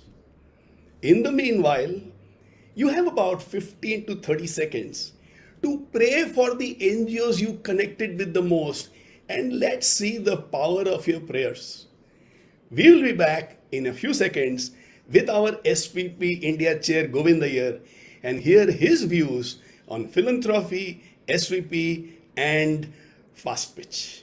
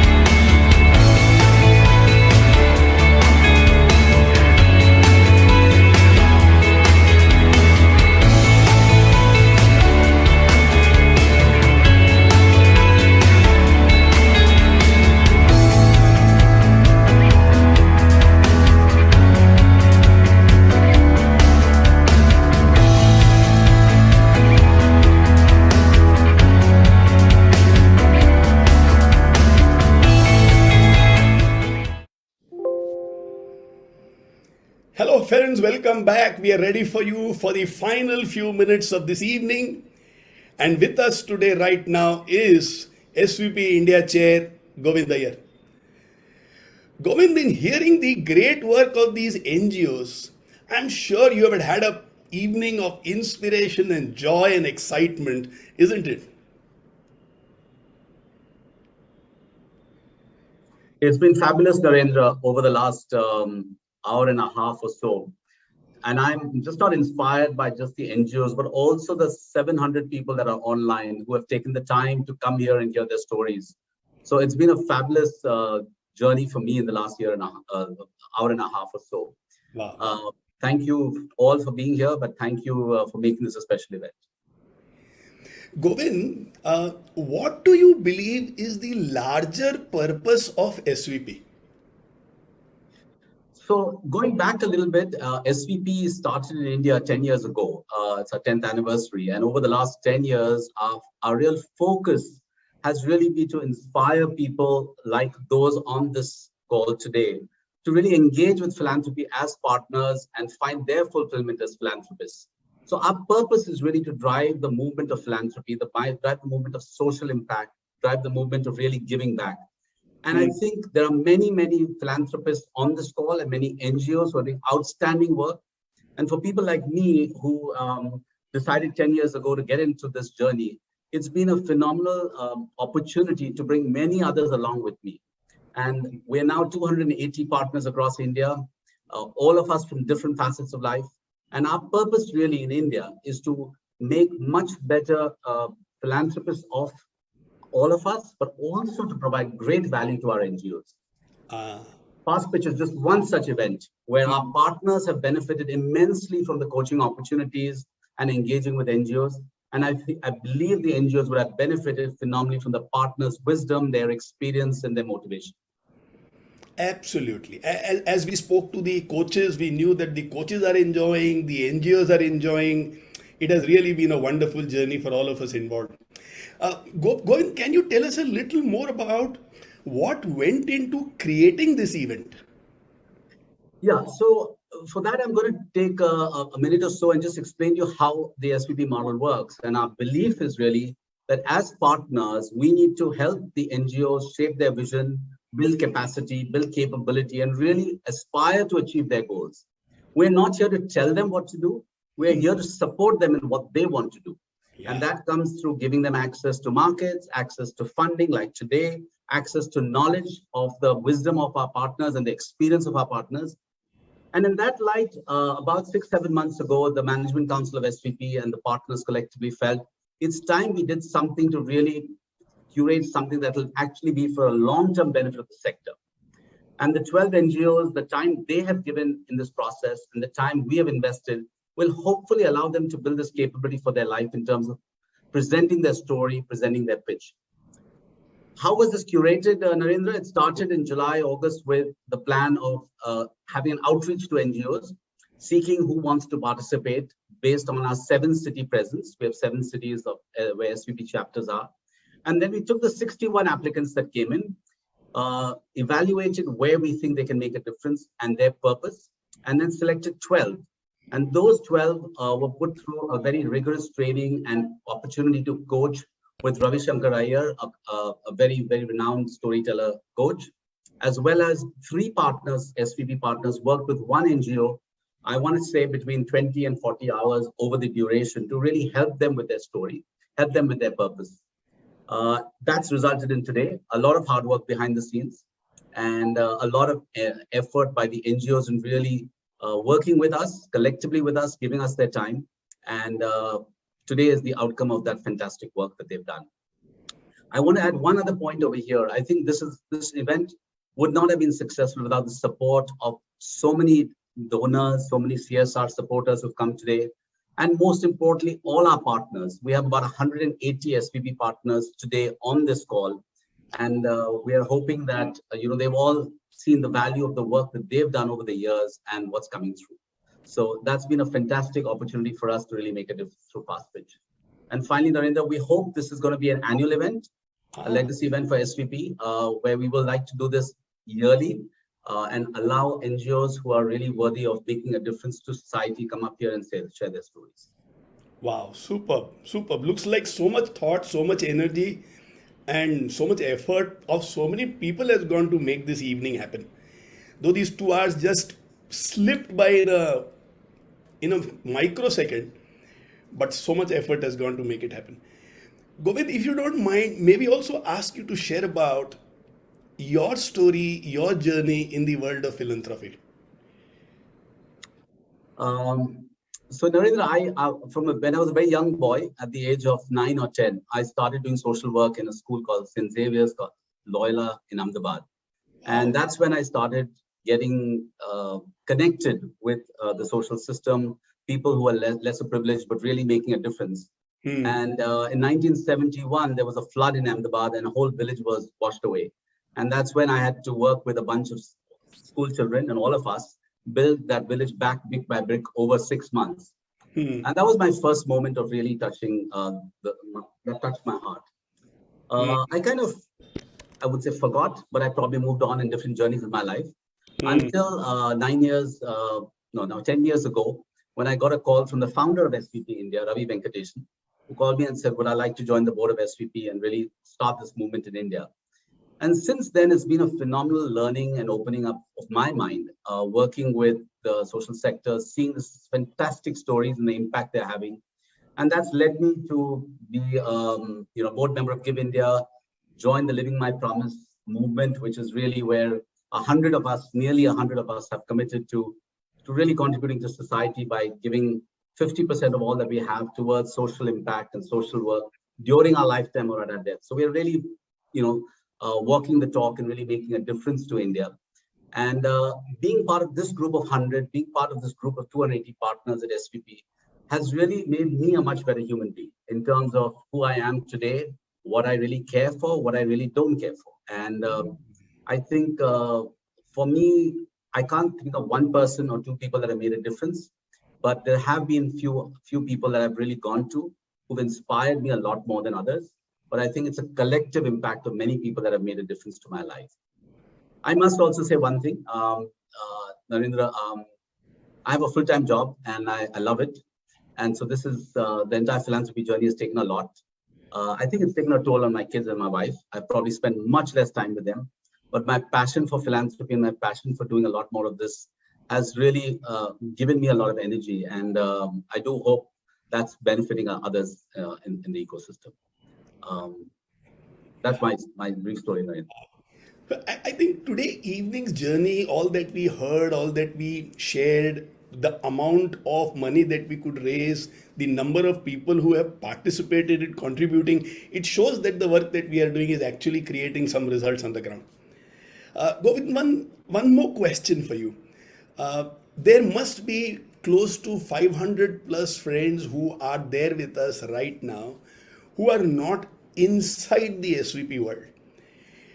Is there anything that you would like to share with them or tell them as the SVP All India Chair?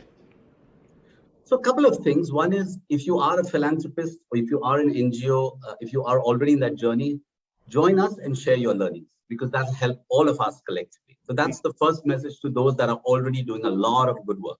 To those who haven't stepped into that arena of really seeing a different world from themselves, join young. I started this journey at 50. I would encourage you to do it earlier because there's no time when you can make a difference. And there are many organizations, SVP is just one of them, but we are an enabler. We are a like-minded group of people. We all spend between 6 hours and 15 hours a month, probably in some form or fashion. It's not a lot of time. And I don't think it's a huge commitment beyond that for people who want to really make a difference.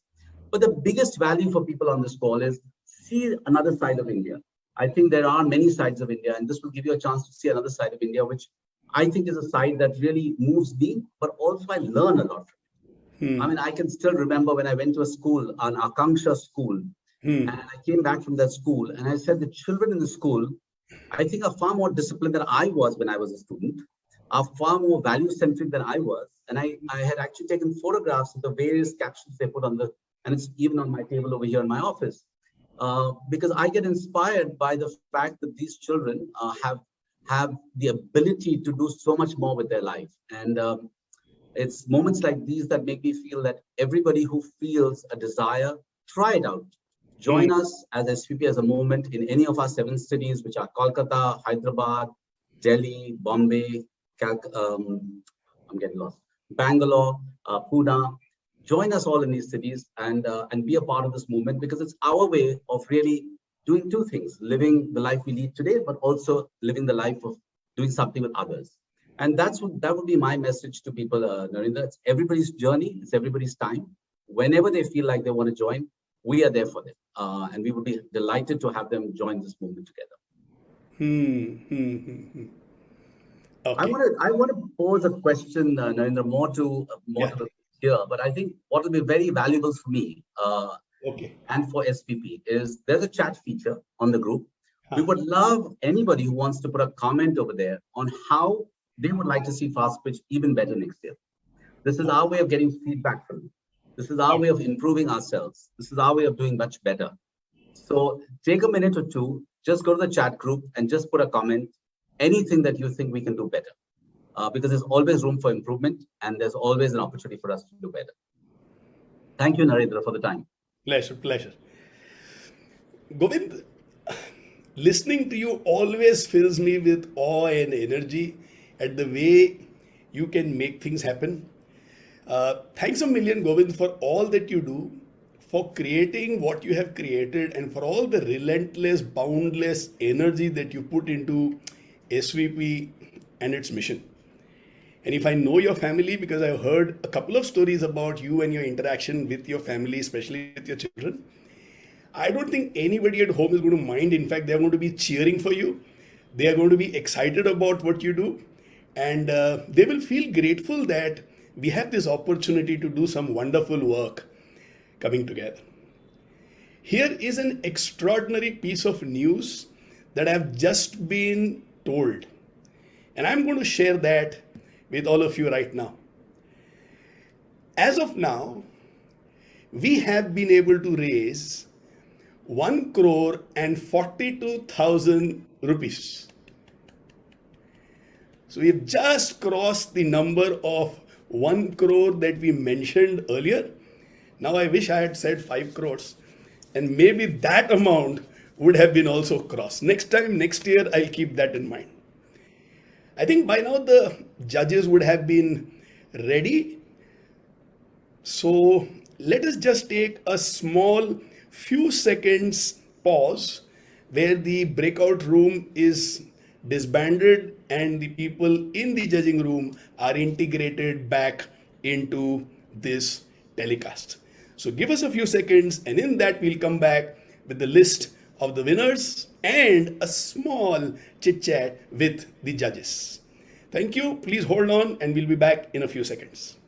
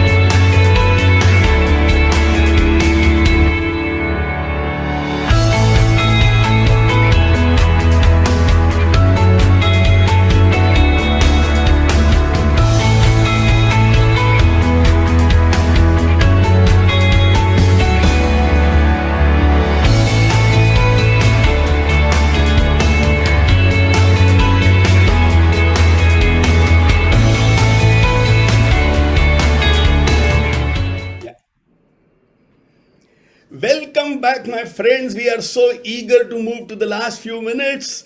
Looks like the judges had a very, very tough time, and we are eager to welcome back and listen to them. And then we are going to announce the winners of this evening.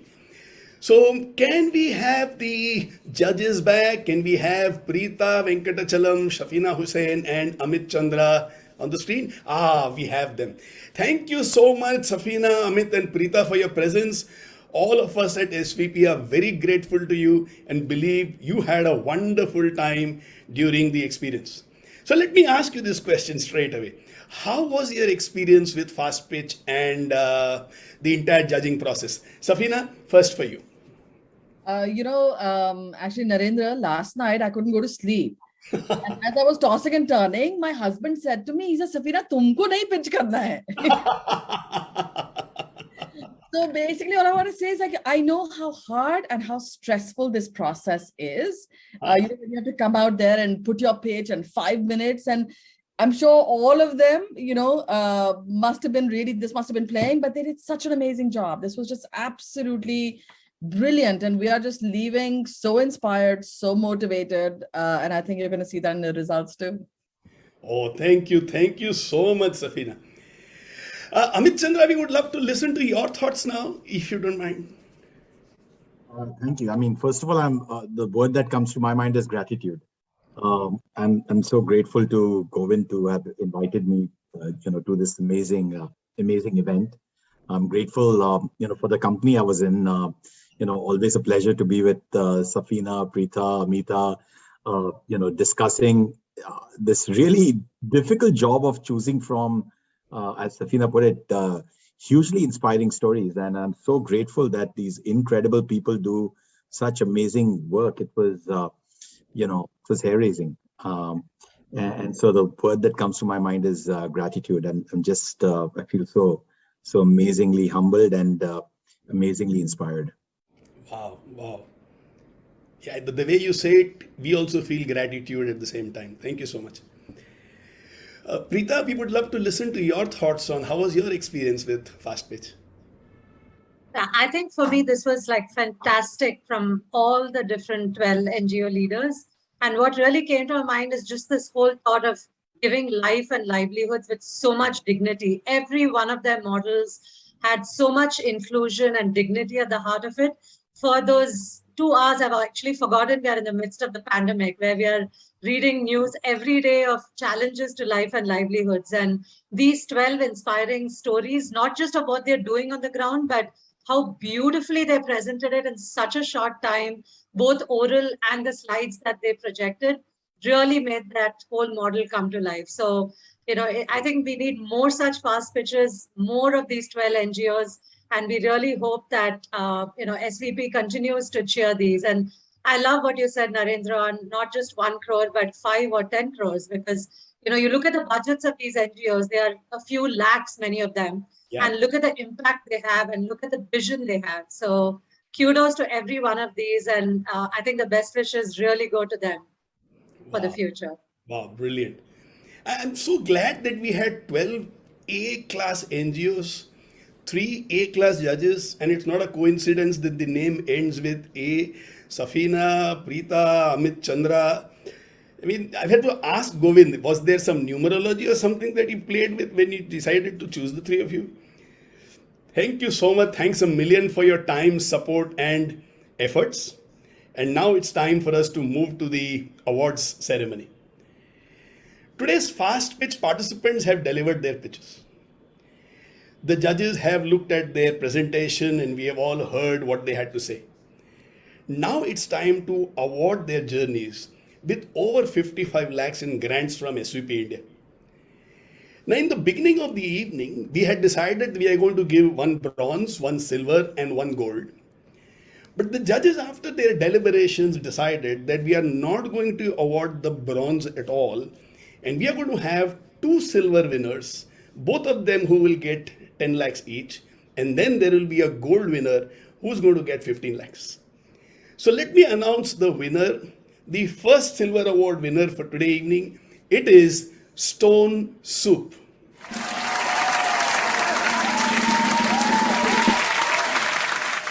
There's a very interesting story behind Stonesoup, which you should research and find out. The second NGO which also wins the silver award is Maya Care.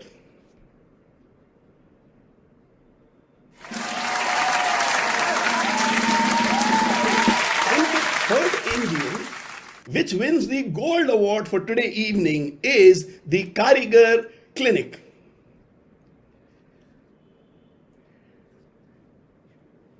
A round of applause for all of them. And let's also congratulate the remaining 9 participating NGOs who have put in equal efforts and time to hone their skills. For these NGOs, they win a grant of 2.5 lakhs each.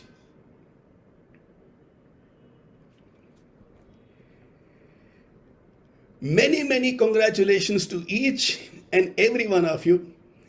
It has been a wonderful experience for all of us here at SVP India to be a part of your journey. We are sanguine this experience has been rich and valuable for you too, as it has been for us. There's a long list of people we need to thank, all of whom who have put their heart into creating this beautiful opportunity for the non-profit sector. Our SVP chairs, all the SVP staff, all the SVP partners, especially the coaches, several non-profit aggregators who spread the word around about FastPitch, through which we received 61 applications for this very first event. Ravi Shankar Iyer, our storytelling trainer, the Dreamcast team who built this fantastic interactive platform, Grassroots Designs Agency who designed our website and this platform, Give India, our donation platform, our dear judges Safina, Amit and Preeta, and finally, of course, this fantastic audience who made this evening possible with their presence and generosity. The fundraisers will remain live on the Give India platform till 28th Feb 2022. Do continue to contribute generously and spread the word around. Thank you so much for being present and making this evening so warm, fulfilling, and memorable. Wish you all the best in everything that you do. Love you so much and have a great life.